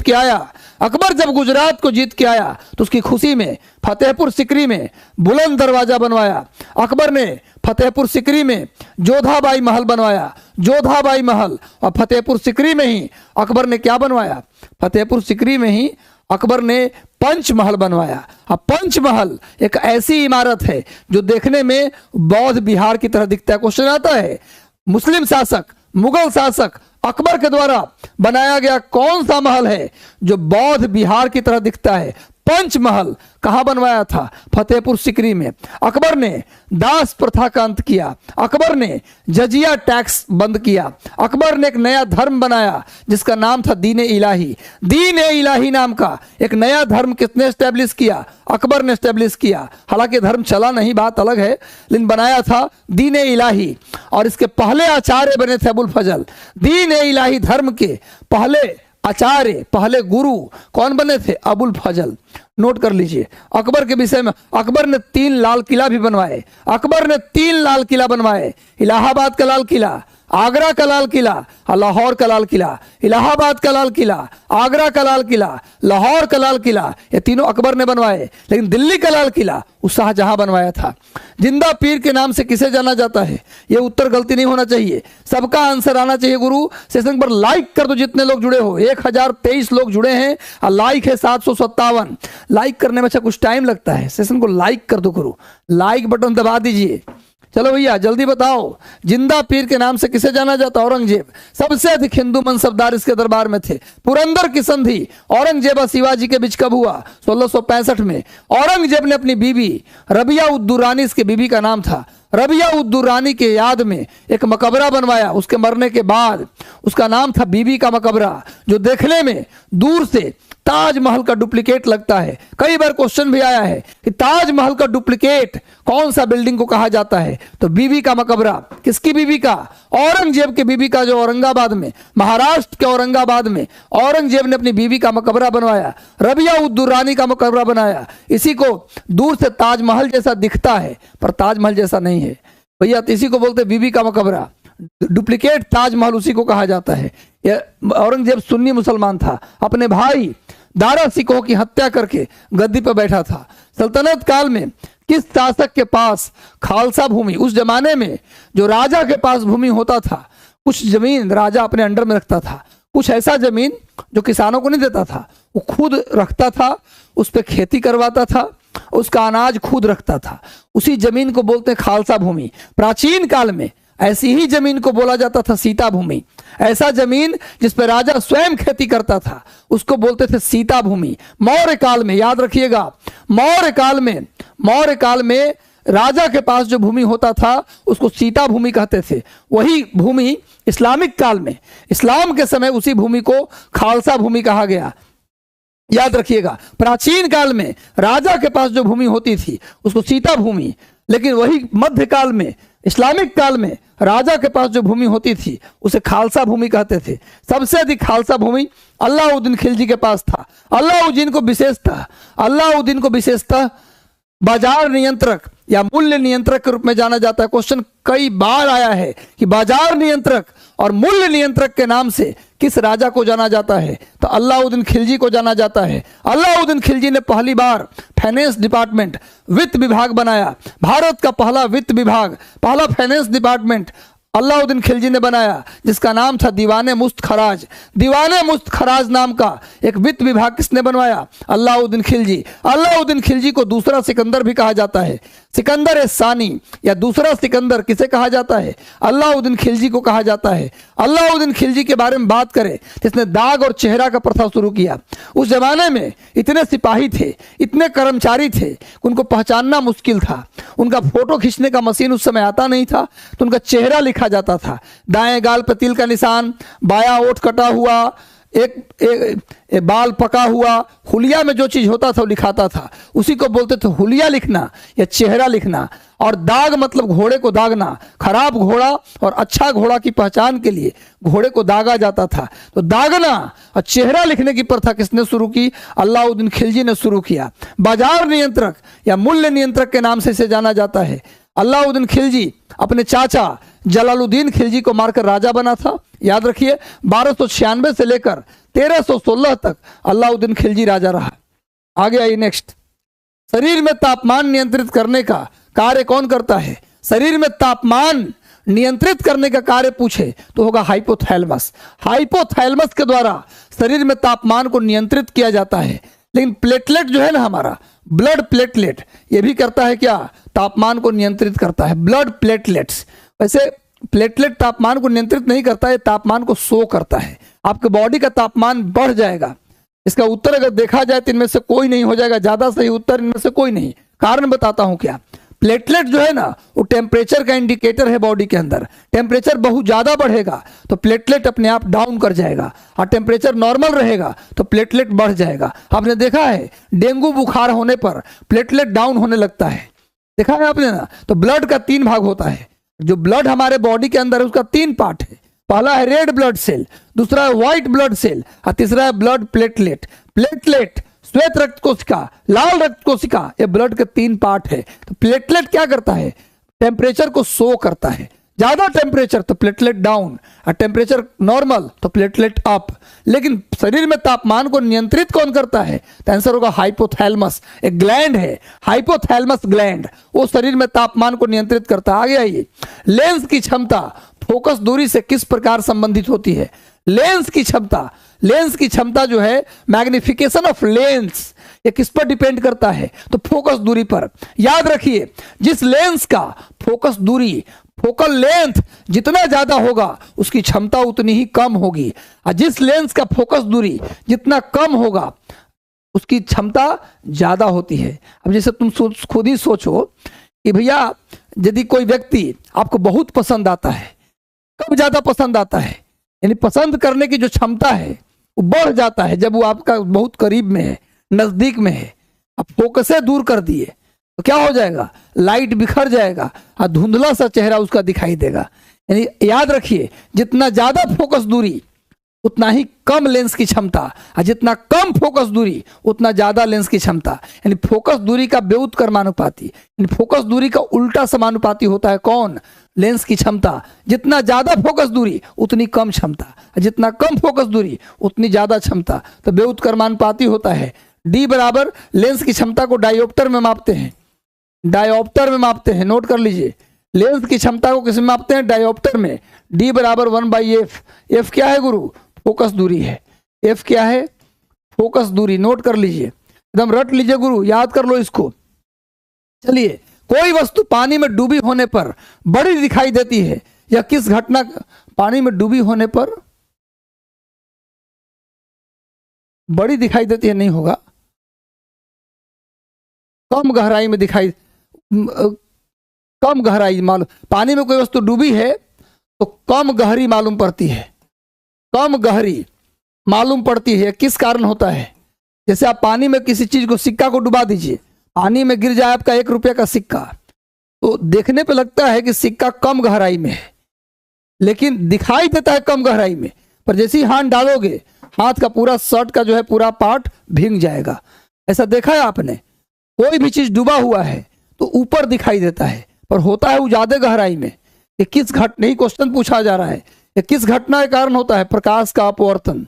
प्रकाश के अपवर्तन के कारण, नोट कर लीजिए, प्रकाश के अपवर्तन के कारण कोई वस्तु अगर डूबा हुआ है तो कम गहराई मालूम पड़ता है, प्रकाश के अपवर्तन के कारण।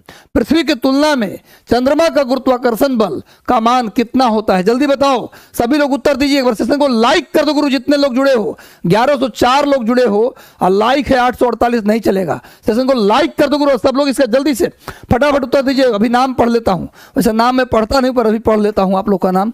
संजीव जी जुड़े हैं, मोनी जुड़े हैं, तो कई लोग कह भी देगा क्या झूठ बोल रहे हैं सर, इतना रात को लाइव रहते हैं। ये रिकॉर्डिंग वीडियो है, कई लोग कहते भी देगा, इसलिए पढ़ देता हूं नाम ताकि लगे कि ना सर सही में ले रहे हैं लाइव। भैया कौन कौन, नीतू जुड़ी हैं, बिंदु जुड़ी हैं, मोहम्मद, इसके बाद कौन जुड़ा है गुरु, रविंद्र बहुत तेजी से जा रहा है कमेंट ऊपर, रूपा जुड़े हैं। चलिए भैया, अलका जुड़े हैं, सभी लोग उत्तर दीजिए। मैं एक्चुअली पढ़ लिया आपका कमेंट ताकि आपको लगे कि मैं रियल लाइव ले रहा हूं। पृथ्वी की तुलना में चंद्रमा पर गुरुत्वाकर्षण बल का मान 6 गुना कम होता है, यानी 1/6 होता है। 1/6। अगर धरती पर गुरुत्वाकर्षण बल का मान कितना है, 36 न्यूटन है, धरती पर गुरुत्वाकर्षण बल का मान 36 न्यूटन है, तो चांद पे हो जाएगा 6 न्यूटन, 6 गुना कम होता है, एकदम याद कर लीजिए। आगे बी आंसर कुछ लोग दे रहे हैं, वाहन चालक के साइड मिरर में किस दर्पण का प्रयोग करते हैं, वाहन चालक के साइड मिरर में साइड में यानी जहां गाड़ी चल रहा है बगल में जो शीशा है उसमें कौन सा दर्पण? उत्तल दर्पण। बगल के शीशा में उत्तल दर्पण। दांत और कान देखने के लिए डॉक्टर के जो इक्विपमेंट होता है उसमें अवतल दर्पण।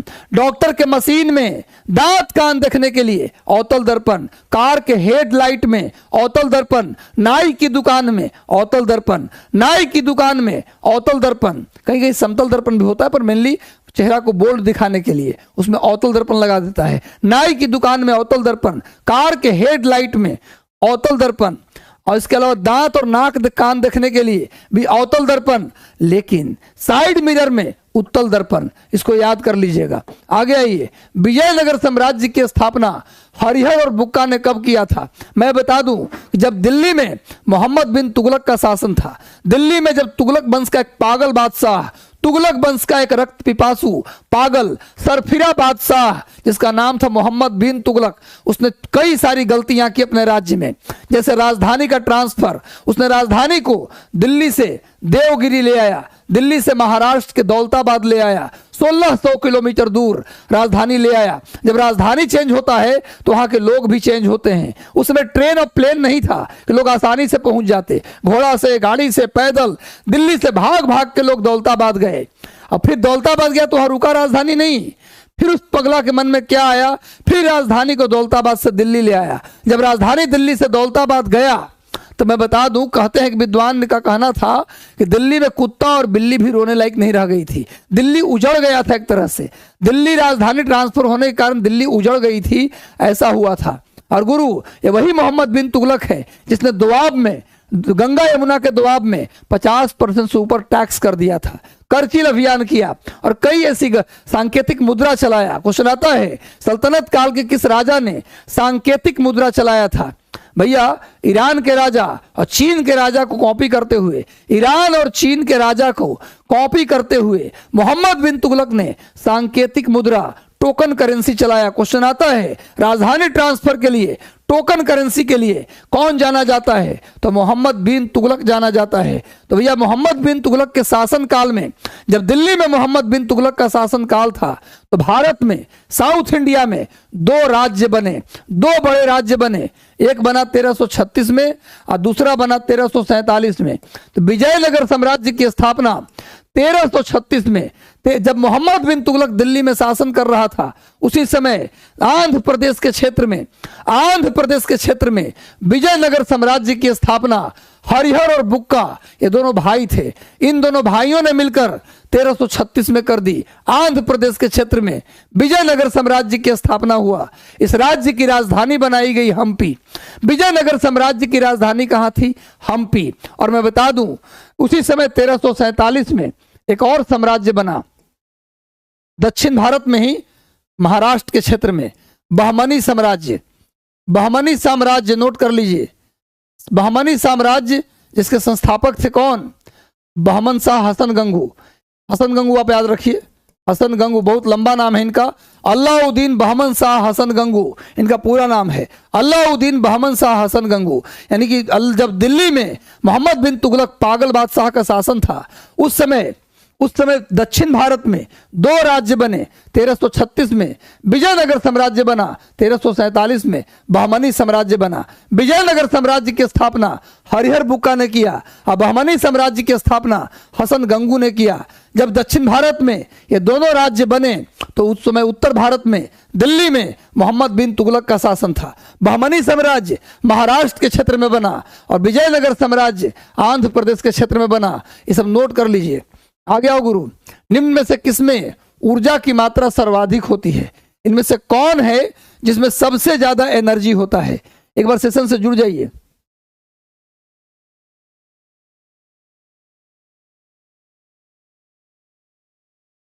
पूरा खानदान का नाम क्या है? अच्छा भैया खानदान का नाम बहुत है लेकिन वहां पूरा खानदान के नाम जोड़ लिया था। ये अलाउद्दीन बहमन शाह हसन गंगू, इतना लंबा नाम था।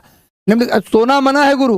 12 बजे से पहले कोई सो गया तो उसको कनपट्टी फोड़ेंगे मार के। हम दिन भर हम मेहनत करने के बाद आपका लाइव सेशन का क्वेश्चन सेट करता हूँ, लाइव ले रहा हूँ, तो आपके अंदर इतनी एनर्जी कहाँ से कम आ गया? जुड़े रहो, अब पढ़ते रहो। निम्नलिखित में से किसमें ऊर्जा की मात्रा सर्वाधिक होती है? प्रोटीन में नहीं, सब में होता है, पर वसा में सबसे ज्यादा होता है। फैट में 9 किलो कैलोरी होता है गुरु प्रति ग्राम, 9 किलो कैलोरी प्रति ग्राम फैट होता है। चलिए आगे आइए। कोशिका के अंदर डीएनए कहाँ पाया जाता है? जल्दी बताइए, कोशिका के अंदर कहाँ डीएनए मिलता है? ये बड़ी साधारण सा सवाल है, पर बहुत आसान सवाल है, पर महत्वपूर्ण सवाल है। कोशिका के अंदर डीएनए कहाँ पाया जाता है? जो बताएगा उसे मिलेगा गिफ्ट हैम्पर। जल्दी बताओ, कोशिका के अंदर कहाँ पाया जाता है डीएनए? जल्दी, सभी लोग का उत्तर 1063 लोग हैं, 1063 उत्तर देना चाहिए। और आपका टाइमिंग में फिक्स करने की कोशिश कर रहा हूं, लेकिन पालीगंज की ड्यूटी के कारण हो नहीं पा रहा है। लेकिन डेली हम लाइव आएंगे, इसकी गारंटी है। मैं पहले से आपको अपना लाइव सेशन शेड्यूल करा दूंगा कि आज मैं कितने बजे से लूंगा, लेकिन हर दिन अब सेशन होगा गुरु। कहीं मत जाना, अब कहीं मत जाना, आलतू फालतू चैनल के ऊपर मत जाना। अब टिके रहना, जुड़े रहना गुरु, क्योंकि मई में हम क्रांति लाएंगे। लगातार फरवरी पूरा महीना, मार्च पूरा महीना, अप्रैल पूरा महीना इतनी मेहनत करेंगे गुरु कि ADO और TRE4 आपके हाथ में होगा। रात दिन एक करेंगे, और हर हफ्ते अब पूरी नाइट का सेशन भी लेने वाले हैं। चलिए, तो केंद्रक माइटोकॉन्ड्रिया दोनों में मिलता है, डीएनए दोनों जगह पाया जाता है, केंद्रक और माइटोकॉन्ड्रिया दोनों में। माइटोकॉन्ड्रिया को कोशिका का ऊर्जा गृह कहा जाता है, power house of cell mitochondria को कहा जाता है। Traffic controller of cell, traffic controller of cell Golgi body को कहा जाता है। प्रोटीन फैक्ट्री, कोशिका का प्रोटीन फैक्ट्री राइबोसोम को कहा जाता है। कोशिका के आत्महत्या की थैली लाइसोसोम को कहा जाता है। कोशिका के आत्महत्या की थैली लाइसोसोम को कहा जाता है। कोशिका की खोज रॉबर्ट हुक ने किया था। कोशिका की खोज किसने की? रॉबर्ट हुक ने किया। और कोशिका सिद्धांत किसने दिया? स्लाइडन एंड स्वान ने दिया। स्लाइडन एंड स्वान इसने दिया कोशिका सिद्धांत, और रॉबर्ट हुक ने कोशिका की खोज की। और कोशिका माइटोकॉन्ड्रिया को ऊर्जा गृह, गोल्गी बॉडी को क्या बोलते हैं? ट्रैफिक कंट्रोलर, और लाइसोसोम को आत्महत्या की थैली, राइबोसोम को प्रोटीन फैक्ट्री बोलते हैं।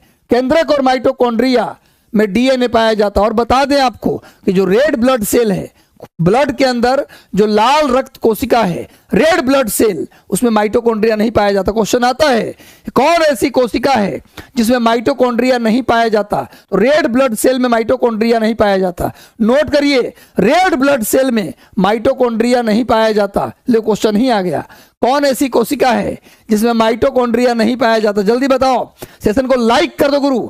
जल्दी बताओ, कौन ऐसी कोशिका है जिसमें माइटोकॉन्ड्रिया नहीं पाया जाता? जल्दी से क्वेश्चन गुरु। पानी, देखो, नींद आना ये स्वाभाविक बात है इंसान का, ये तो जान ही रहे हैं, अभी बताया हूं, जस्ट मैं बता रहा हूं कि नींद आना इंसान की स्वाभाविक प्रक्रिया है। हमको भी आ रहा है, पता है आपको। मैं इतना थका हूं कि अभी गिर जाऊं ना तभी नींद आ जाए, आंख लग रहा है थोड़ा वैसा, लेकिन मैं जानबूझ के जगाऊं। जगना पड़ेगा, मरना पड़ेगा, क्योंकि बिना मरे स्वर्ग नहीं मिलता गुरु। स्वर्ग पाना है तो मरना पड़ेगा, जगना पड़ेगा गुरु। नींद चैन को त्यागना पड़ेगा, आपको कम सोना पड़ेगा, पढ़ना पड़ेगा। चलो भैया आगे आ जाओ। वृद्धि हार्मोन किस ग्रंथि से निकलता है? वृद्धि हार्मोन का नाम है STH, सोमैटोट्रोपिक हार्मोन। ये हार्मोन का नाम है सोमैटोट्रोपिक हार्मोन। ये हार्मोन यदि बॉडी में ज्यादा निकल जाए तो आप खली जैसे हाइट हो जाएगा, आपका हाथ पैर लंबा, एकदम राक्षस का शरीर हो जाएगा। आई जब कम निकलेगा बॉडी के अंदर तो आप बौना हो जाइएगा। तो बॉडी में वृद्धि हार्मोन किस ग्रंथि से निकलता है? Pituitary gland. पिट्यूटरी ग्लैंड जो है पीयूष ग्रंथि, ये मस्तिष्क में पाया जाता है। लिखिए, पीयूष ग्रंथि मस्तिष्क में मिलता है और इसे मास्टर ग्लैंड कहा जाता है। पिट्यूटरी ग्लैंड को मास्टर ग्लैंड कहा जाता है। नोट कर लीजिए किस ग्लैंड को मास्टर ग्लैंड कहते हैं। पिट्यूटरी ग्लैंड, पीयूष ग्रंथि को मास्टर ग्रंथि कहा जाता है। ये मस्तिष्क में पाया जाता है। इससे निकलता है STH, इससे निकलता है TSH, इस हार्मोन के नाम है। इससे निकलता है ADH, इससे निकलता है GTH, इससे निकलता है LTH। नोट कर लीजिए, सारे हार्मोन किससे निकलते हैं? पीयूष ग्रंथि से। कौन कौन? सोमैटोट्रोपिक हार्मोन, ये आपको लंबा कर देगा या नाटा कर देगा। TSH इसको बोलते हैं thyroid stimulating hormone, thyroid stimulating hormone. ADH, ADH का मतलब होता है एंटी डाई यूरेटिक हार्मोन, ये शरीर में पानी को कंट्रोल करता है। एंटी डाई यूरेटिक हार्मोन, शरीर में पानी को नियंत्रित कौन करता है? एडीएच। और ये सारे हार्मोन किससे निकलते हैं? पीयूष ग्रंथि से। रट लो, एसटीएच, टीएसएच, एडीएच, जीटीएच, एलटीएच, रट्टा मार लो। पीयूष ग्रंथि कहाँ होता है? मस्तिष्क में। इसे क्या बोलते हैं? Master gland. आगे आइए नेक्स्ट। पौधों में जल का स्थानांतरण किससे होता है? बताइएगा। हम एक ट्रिक बताए थे आपको, एक ट्रिक याद है? फ से फूड और ज से जाइलम, ज से जाइलम, तो ज से जल और ज से जाइलम, और फ से फ्लोएम और फ से फूड। पौधा में भोजन का स्थानांतरण पूछे तो क्या होगा? फ्लोएम। और जल का स्थानांतरण पूछे तो जल से जाइलम और जल से जल। याद हो जाएगा। कौन सा उत्तक है, कौन सा टिश्यू है जिसके थ्रू पौधा में पानी चढ़ता है ऊपर नीचे? इसको बोलते हैं फ्लोएम। जल से जल और जल से जाइलम। और किससे भोजन चढ़ता है? तो फ से फूड और फ से फ्लोएम। आज के बाद याद भूलना मत। आगे आ जाओ।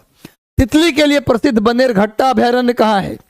भैया तितली के लिए प्रसिद्ध है भारत में। वैसे तितलियां रंग बिरंगी हर जगह मिलता है, लेकिन स्पेशली तितली का अभयारण्य जिसका नाम है बनेरघट्टा अभयारण्य, ये तितली के लिए फेमस है।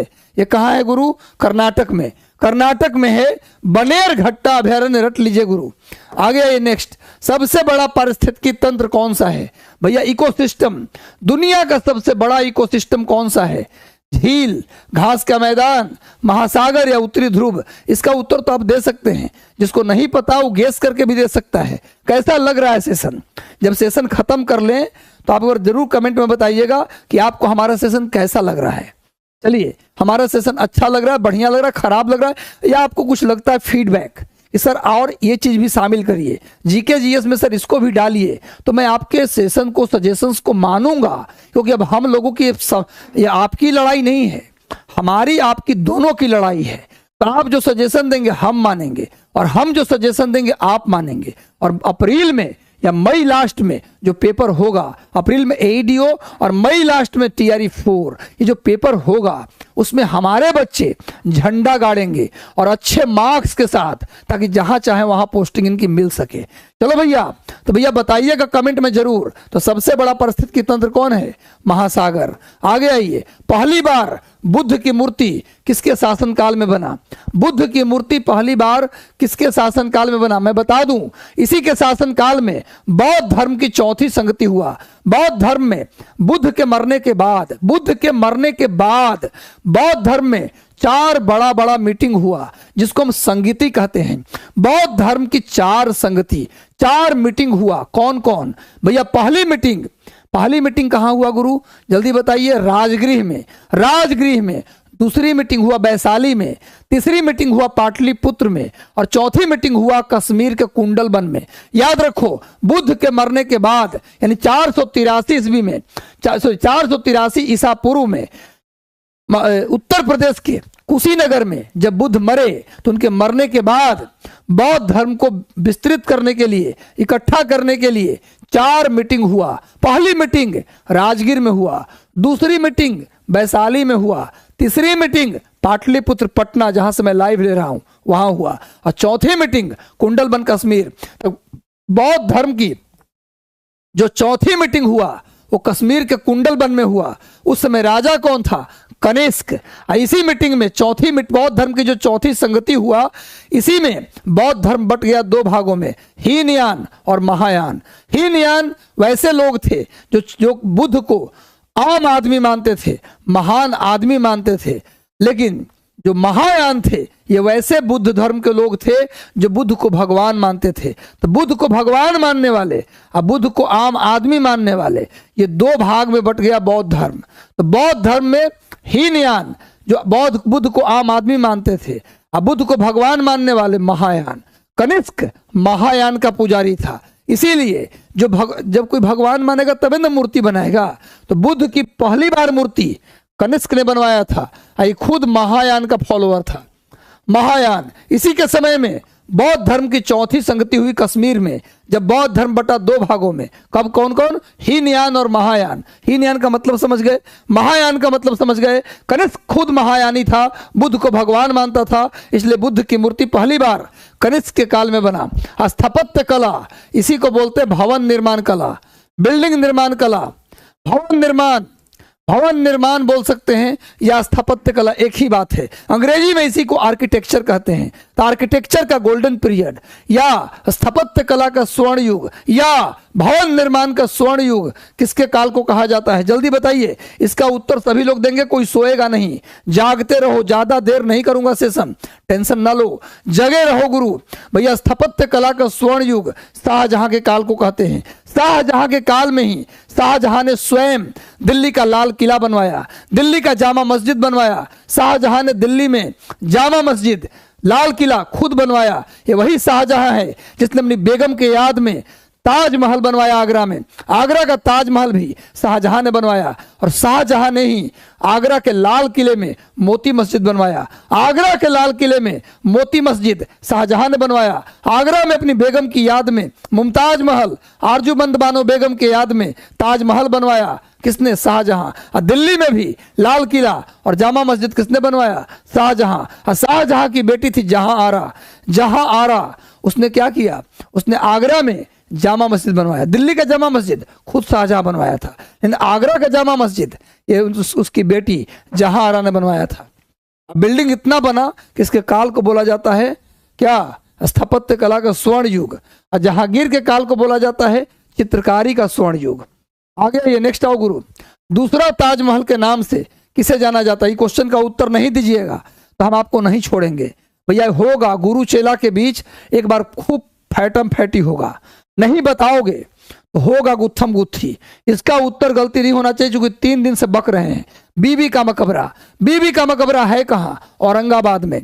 अब शाहजहां का बेटा था औरंगजेब, तो देखा कि मेरा बाप ने बनाया ताजमहल, तो हम भी बनाते हैं ताजमहल। तो अपनी बीबी की याद में ये भी देखा देखी ताजमहल बनवाया। वो प्यार में बना था, आई देखा देखी बना, तो कैसे एक जैसा हो जाएगा? दूर से लगता है खाली ताजमहल जैसा है नहीं। तो बीबी का मकबरा, जिसको हम लोग बोलते हैं रबिया उद्दुरानी का मकबरा, ये महाराष्ट्र के औरंगाबाद में है, औरंगजेब ने बनवाया था। इसी को दूसरा ताजमहल कहते हैं। संविधान के किस भाग में संसदीय शासन व्यवस्था का उल्लेख है? संविधान के किस भाग में संसदीय शासन व्यवस्था का उल्लेख है? जल्दी बताइए। तो भाग 5 में। भाग 1 में भारत राज्यों का संघ है, भारत राज्य का संघ ये भाग 1 में है। भाग 2 में नागरिकता की चर्चा है। भाग 2 में क्या है? भारत का नागरिक कौन होगा, कौन नहीं होगा, नागरिकता की चर्चा भाग 2। भाग 1 में क्या है? भैया भारत राज्यों का संघ है। भाग 2 में नागरिकता।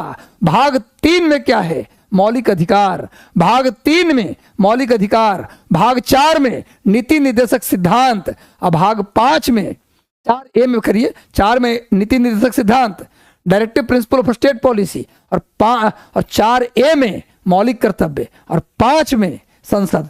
5 को याद करो। भाग 1 में भारत राज्यों का संघ, भाग 2 में नागरिकता, भाग 3 में मौलिक अधिकार, भाग 4 में नीति निर्देशक सिद्धांत, और भाग 4A में बताइए मौलिक कर्तव्य, और भाग 5 में क्या? संसद। इतना याद कर लो। संविधान के किस अनुच्छेद में अखिल भारतीय सेवा? आपको बता दें ऑल इंडिया सर्विस, भारत में कई सर्विस है, हम भी एक सर्विस में हैं। भारत में बहुत सारी सर्विसेज हैं, लेकिन 3 ही सर्विस है जिसको हम लोग अखिल भारतीय सेवा कहते हैं। अंग्रेजी में इसको बोलते हैं ऑल इंडिया सर्विस। 3 ही सर्विस है जो ऑल इंडिया सर्विस है। कौन कौन? IAS, IPS और IFOS। बस यही 3 सर्विस है जो IAS हैं। भारत में कई लोग IAS बनते हैं। IAS, IPS और IFOS, यही 3 सेवा है जिसे बोलते हैं अखिल भारतीय सेवा। IAS और IPS को 1947 में ही बना दिया गया था अखिल भारतीय सेवा, और IFOS को 1966 में बनाया गया, 1966 में बनाया गया अखिल भारतीय सेवा। IFOS का मतलब इंडियन फॉरेस्ट सर्विस, फॉरेन नहीं, विदेश सेवा नहीं, वन सेवा, भारतीय वन सेवा। फॉरेस्ट सर्विस और इंडियन पुलिस सर्विस और इंडियन एडमिनिस्ट्रेटिव सर्विस, ये दोनों बन गया था 1947 में, आजादी के समय ही अखिल भारतीय सेवा, और ये बना 1966 में। ऑल इंडिया सर्विस, कोई सर्विस बनेगा, जैसे मान लीजिए कोई नया सर्विस इंडियन एग्रीकल्चर सर्विस को बनाना है, अभी बना नहीं है, मान लीजिए बनाना है ऑल इंडिया सर्विस, तो कौन बनाएगा? राज्यसभा। याद रखना, ऑल इंडिया सर्विस गठित करने का अधिकार केवल किसको है? राज्यसभा को, लोकसभा को नहीं। संसद के 2 सदन है ना, लोकसभा राज्यसभा, तो केवल राज्यसभा को अधिकार है कि हम क्या करें? ऑल इंडिया सर्विस बनाएं। ऑल इंडिया सर्विस बनाने का अधिकार, लिखो, बड़ी इंपॉर्टेंट बात, केवल राज्यसभा को है। अनुच्छेद 312, अनुच्छेद 312 के तहत ऑल इंडिया सर्विस के गठन का अधिकार केवल राज्यसभा को है। अनुच्छेद 15 में संघ लोक सेवा आयोग है, यूपीएससी। अनुच्छेद 315 में संघ लोक सेवा आयोग, union public service commission, UPSC. अनुच्छेद 323 में क्या है गुरु? अनुच्छेद 323 में है ट्रिब्यूनल, यानी न्यायाधिकरण, न्यायाधिकरण। अनुच्छेद 324 में चुनाव आयोग, चुनाव आयोग। अनुच्छेद 324 में चुनाव आयोग, अनुच्छेद 323 में न्यायाधिकरण, 315 में यूपीएससी और 312 के तहत केवल राज्यसभा, केवल राज्यसभा को अधिकार है ऑल इंडिया सर्विस बनाने का। अब भारत में अभी तक 3 ही सर्विस ऑल इंडिया सर्विस है। कौन? आईएएस, आईपीएस और आईएफओएस। नोट करिए, आगे आते हैं नेक्स्ट। सेशन को लाइक कर दो गुरु, सोना मना है, हम जब तक ना सोएंगे तुमको नहीं सोने देंगे। और प्रॉमिस करिए कि हर दिन सेशन से आप जुड़ेंगे। हम अब सेशन में नए नए बेहतरीन सवाल लेकर आएंगे गुरु, अच्छा प्रश्न लेकर आएंगे, डिस्कशन डिटेल में करेंगे, क्योंकि लगातार 48-52 से लेकर आज तक परीक्षा देने का मेरे पास एक अनुभव है, और उस अनुभव का पूरा इस्तेमाल कर देंगे। वो अनुभव तो देंगे ही, और नए तरीके से और मेहनत करके बेहतरीन सवालों के साथ आएंगे। हर वो सवाल डाल देंगे डिस्कशन के दौरान, जिससे कि आपका एक सवाल परीक्षा में छूटेगा नहीं। सरकार का बैंक किसे कहा जाता है? जल्दी बताइए। सरकार का bank reserve bank of India को कहा जाता है। बैंकों का बैंक भी रिजर्व बैंक ऑफ इंडिया। सरकार का bank reserve bank of India, बैंकों का bank reserve bank of India. 1 रुपया के नोट को छोड़कर जितना भी नोट है सब पर सिग्नेचर रिजर्व बैंक के गवर्नर का होता है। 1 रुपया के नोट पर वित्त सचिव का साइन होता है, फाइनेंस सेक्रेटरी का साइन होता है। बाकी जितना भी नोट है 1 रुपया को छोड़कर सब पर रिजर्व बैंक के गवर्नर का साइन होता है। रिजर्व बैंक ऑफ इंडिया की स्थापना 1 अप्रैल 1935 को हुआ था। रिजर्व बैंक ऑफ इंडिया कब बना? 1 अप्रैल 1935। और रिजर्व बैंक का राष्ट्रीयकरण कब हुआ? तो 1 जनवरी 1949। 1 जनवरी 1949 को रिजर्व बैंक का नेशनलाइजेशन हुआ, राष्ट्रीयकरण हुआ। रिजर्व बैंक के पहले गवर्नर सर असबोर्न स्मिथ थे।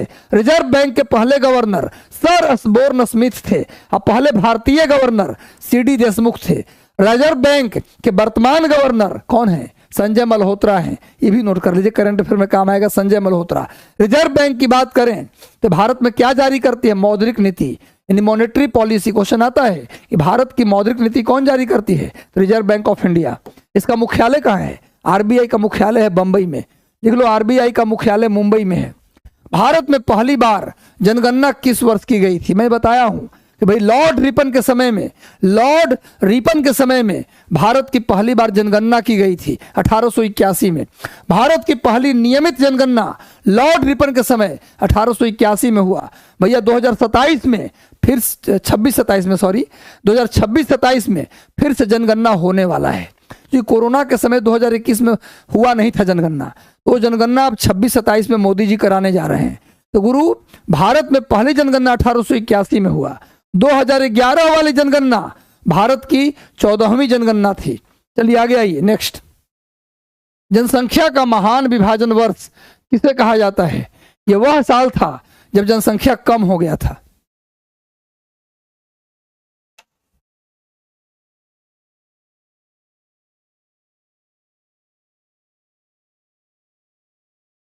यह वह साल था जब, ऐसे इंडिया की जनसंख्या कमता नहीं है, भारत की जो जनसंख्या है ना वो कमता नहीं है, बढ़ जाता है पर घटता नहीं है। एक बार सेशन को लाइक कर दीजिए, एक रिक्वेस्ट आपसे है। 1105 लोग हैं, एक बार सेशन को लाइक कर दो गुरु। जितने लोग जुड़े हो सेशन को लाइक कर दीजिए। मैं कह रहा हूं कि जनसंख्या ऐसे इंडिया का रिकॉर्ड रहा है कि पिछले बार की तुलना में अगली बार बढ़ जाएगा, लेकिन 1911 के तुलना में 21 में जनसंख्या कम हो गया था। इसीलिए 1921 को जनसंख्या का महान विभाजन वर्ष कहा जाता है। जनसंख्या का महान विभाजन वर्ष किसे कहा जाता है? 1921 को। क्यों? क्योंकि 11 के तुलना में ऐसे हर बार बढ़ जाता है। एक बार ऐसा हुआ है मात्र अभी तक में, जब भारत की जनसंख्या पीछे बार की तुलना में अगली बार कम हो गया है। इसी कारण से 1921 को जनसंख्या का महान विभाजन वर्ष कहा जाता है। रट लीजिए, बहुत महत्वपूर्ण सवाल है, कई बार पूछा हुआ सवाल। VVI मत बोलिए, इसको VVI कहिए। एक और क्वेश्चन है, जनसंख्या का लघु विभाजन वर्ष। जनसंख्या का लघु विभाजन वर्ष किसे कहा जाता है? जनसंख्या का लघु विभाजन वर्ष ये कहा जाता है 1951 को। जनसंख्या का लघु विभाजन वर्ष पूछा जाए तो 1951, और महान विभाजन वर्ष पूछा जाए तो 1921। याद कर लीजिएगा। गेहूं गन्ना आलू को उत्पादन में किस राज्य का पहला स्थान है? गेहूं गन्ना आलू को उत्पादन में किस राज्य का पहला स्थान है? अच्छा, सब लोग आंसर कर रहे हो ना? अरे 1100 लोग हैं तो बैठ के हाल देख न रहे हो, आंसर भी लिखना, क्योंकि अंत में स्कोर बताना है आपको कि कितना स्कोर आपका हुआ। और आप लोग आइडिया भी दीजिएगा कि आप, जैसे कि सर जिसमें मुझसे कोई टॉपिक छूट रहा है तो डालिए कमेंट में कि सर ये टॉपिक से भी सवाल लाइए, मैं लाऊंगा। गेहूं गन्ना आलू के उत्पादन में उत्तर प्रदेश का पहला स्थान है, और मखाना के उत्पादन में, लीची के उत्पादन में बिहार का पहला स्थान है। मखाना और लीची में बिहार का पहला स्थान है। गेहूं गन्ना आलू में उत्तर प्रदेश का पहला स्थान है। चावल के उत्पादन में पश्चिम बंगाल का पहला स्थान है। और सोयाबीन के उत्पादन में मध्य प्रदेश का पहला स्थान। रट लो, सोयाबीन में मध्य प्रदेश का पहला स्थान, चावल में बंगाल का पहला स्थान, गेहूं गन्ना आलू में उत्तर प्रदेश का पहला स्थान, और बिहार का पहला स्थान किसमें है? मखाना और लीची में। और मैं बता दूं आपको कि बाजरा के उत्पादन में और सरसों के उत्पादन में, बाजरा और सरसों के उत्पादन में पहला स्थान राजस्थान का है। छत्तीसगढ़ का बैला डीला अभी बताया हूं थोड़ी देर पहले। अगर मेरा सेशन आप सीरियसली देख रहे हैं तो आपको ही पता होगा। कुछ लोग सोने चले जा रहे हैं, भैया सोना मना है, बस टेंशन मत लीजिए, 50 सवाल करेंगे। छत्तीसगढ़ का बैला डीला लोहा के लिए फेमस है। लोहा के लिए भी बताया, छत्तीसगढ़ का बैला डीला और धल्ली रजहरा दोनों लोहा के लिए फेमस है। आगे आ जाओ। जब किसी देश की मुद्रा का मूल्य गिरता है तो उसका क्या बढ़ जाता है? भैया मुद्रा का मूल्य गिरेगा मतलब क्या हुआ? जो सामान 50 रुपया मिलता था, 50 रुपये किलो, वो मिलने लगा 70 रुपये किलो। ये क्या हो जाएगा? मुद्रा का मूल्य गिरा। लेकिन अगर रुपया का वैल्यू गिरा डॉलर के मुकाबले, मतलब जो डॉलर 50 रुपया में $1 था मान लो, वो हो गया 70 रुपया में $1। डॉलर के मुकाबले रुपया का वैल्यू गिर गया। एक रुपया की कीमत पहले $1 का कीमत पहले 50 रुपया था। अब उसी $1 में जो हम 50 रुपया ले रहे थे, उसी $1 में हमको 70 रुपया मिल रहा है। रुपया का वैल्यू गिर न गया जी। तो जो बाहर से लोग हमारे यहाँ का हम सामान खरीदने आएंगे, पहले $1 दे के 50 रुपया का सामान खरीदते थे, अब वो $1 दे के 70 रुपया का सामान खरीदने लगे। तो क्या होगा? उनके लिए हमारे यहाँ सामान क्या हो जाएगा? बाहरी देश के लिए मेरे यहाँ सामान सस्ता हो जाएगा। समझिएगा बात को।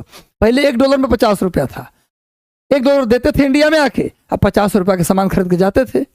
अब $1 में हो गया 70 रुपया। अब $1 देंगे और 70 रुपया के सामान लेके जाएंगे, तो क्या होगा? उनके लिए हमारे देश में सामान सस्ता, तो हमारे देश का सामान ज्यादा बिकेगा, हमारा निर्यात बढ़ेगा। हमारा निर्यात क्या होगा गुरु? निर्यात बढ़ेगा। निर्यात का मतलब बेचना, हम ज्यादा सामान बेचेंगे। समझ में आ रहा है कि नहीं आ रहा है? आगे आ जाओ गुरु। हाल ही में भारतीय रिजर्व बैंक के गवर्नर किसे बनाया गया है? भारतीय रिजर्व बैंक का गवर्नर किसे बनाया गया? जल्दी बताओ। अभी तो बताया हूं गुरु। भारतीय रिजर्व बैंक जिसका मुख्यालय बंबई में है, जिसकी स्थापना 1 अप्रैल 1935 को हुआ, जिसका राष्ट्रीयकरण 1 जनवरी 1949 को हुआ, जिसके पहले गवर्नर सर असबोर्न स्मिथ थे, जिसके पहले भारतीय गवर्नर CD देशमुख थे, जिसका मुख्यालय बंबई में है। वर्तमान में उसके गवर्नर कौन बने हैं? संजय मल्होत्रा। आगे आइए। किस विटामिन की कमी से होठ और त्वचा फटने लगता है? कल ही तो बताया था। किस विटामिन की कमी से होठ और त्वचा फटने लगता है? ज्यादा नहीं, 50 सवाल करेंगे। किस विटामिन की कमी से? Vitamin C। ज्यादा डिस्कशन नहीं करता हूं, तेजी से करता हूं ताकि आप थक चुके हैं। न्यूटन के किस गति नियम से संवेग संरक्षण का सिद्धांत मिलता है? कल ही बताया था। चलिए चलिए रिवीजन स्पेशल, कल का रिवीजन हो रहा है। न्यूटन के किस गति नियम से संवेग संरक्षण का सिद्धांत मिलता है? तीसरा गति नियम। न्यूटन के पहले गति नियम से बल की परिभाषा, न्यूटन के दूसरे गति नियम से संवेग में परिवर्तन की दर और बल का सूत्र, और न्यूटन के तीसरे गति नियम से क्या मिलता है जी? संवेग संरक्षण का सिद्धांत। पूछा जाता है कि रॉकेट और जेट प्लेन किस पर काम करता है? तो संवेग संरक्षण के सिद्धांत पे काम करता है। आगे आइए, सेकेंडी लोलक कल ही बताया गया है, टेस्ट है केवल, इसमें सबका उत्तर 1092 लोग हैं। 1092 कमेंट करो और रेगुलर टिके रहो गुरु। और आपसे एक रिक्वेस्ट है, सेशन को थोड़ा शेयर कर देना अपने सारे व्हाट्सएप ग्रुप, टेलीग्राम, फेसबुक, अपने स्टेटस में भी लगा लेना ताकि अधिकतम लोगों तक सेशन पहुंचे। तो सेशन को लाइक कर दो गुरु, शेयर भी कर देना। इसका उत्तर दीजिए, कल ही तो बताया था। सेकेंडी लोलक का टाइम फिर भी गलती लोग बता रहे हैं भैया, 2 सेकेंड होता है, 2 सेकेंड, 4 सेकेंड नहीं, 2 सेकेंड। कल ही तो बताया था, 1 सेकेंड जाने में और 1 सेकेंड आने में। तो पेंडुलम का जो सेकेंडरी पेंडुलम का जो आवर्त काल होता है 2 सेकेंड। सबसे अधिक यौगिक किस तत्व के मिलते हैं? गलती उत्तर मत दीजिए प्लीज, कल ही पढ़ाया हूं, एक दिन में भूला जा रहे हैं। कैसा पढ़ते हैं जी, क्या पढ़ते हैं? एक दिन में काहे भूला जा रहे हैं भाई? इतना बार चिल्लाते हैं, चिल्लाने का भी कोई मतलब नहीं रहा ना भैया। प्लीज पढ़िए। मेरा वीडियो जो है ना, बाद में भी स्पीड बढ़ा के डाउनलोड कर लीजिए ताकि आपका जो डाटा वो खर्च ना हो, और बाद में उसका स्पीड बढ़ा करके देख जाइए 3-4 बार 5 बार, बहुत काम आएगा। बता तो रहे कि 1 महीना अगर कंटिन्यू मेरा सेशन देख लिए तो जीके जीएस में स्कोर उछलेगा आपका, उछलेगा, छलांग लेगा। 50 आता है तो सीधे 80 आएगा। सबसे अधिक यौगिक किसका होता है? कार्बन का। मैंने कल बताया भी था, समझाया भी था। धोने वाला सोडा का रासायनिक नाम क्या है? जल्दी बताओ, धोने वाला सोडा का रासायनिक नाम क्या है? इसका उत्तर जल्दी दीजिए, सभी लोग का उत्तर आना चाहिए। धोने वाला सोडा का सबका उत्तर आना चाहिए, इसमें उत्तर सबका आना चाहिए, तभी मानेंगे हम। और हर दिन शाम को हमारा सेशन देख लीजिएगा, शेड्यूल अभी करवा देंगे, और क्लिक करके देख लीजिएगा टाइमिंग, उस टाइम पर रेडी रहिएगा। हर दिन हमारा सेशन होगा। ऐसे तो कोशिश करेंगे कि 7:30 से 8 के बीच में लाइव आऊंगा। हर दिन शाम को 7:30 8 के बीच में लाइव आऊंगा। ज़्यादा टाइम में यही टाइम रहेगा। कभी कभार लेट होगा तो 9 बजे से आऊंगा, 10 बजे से आऊंगा, लेकिन जनरली 7:30 से 8 के बीच में ही आऊंगा। एक बार सेशन को लाइक कर दो गुरु, जितने लोग हो। भैया सोडियम कार्बोनेट, धोने वाला सोडा का रासायनिक नाम है सोडियम कार्बोनेट। खाने वाला सोडा का रासायनिक नाम क्या है? खाने वाला सोडा सोडियम बाइकार्बोनेट।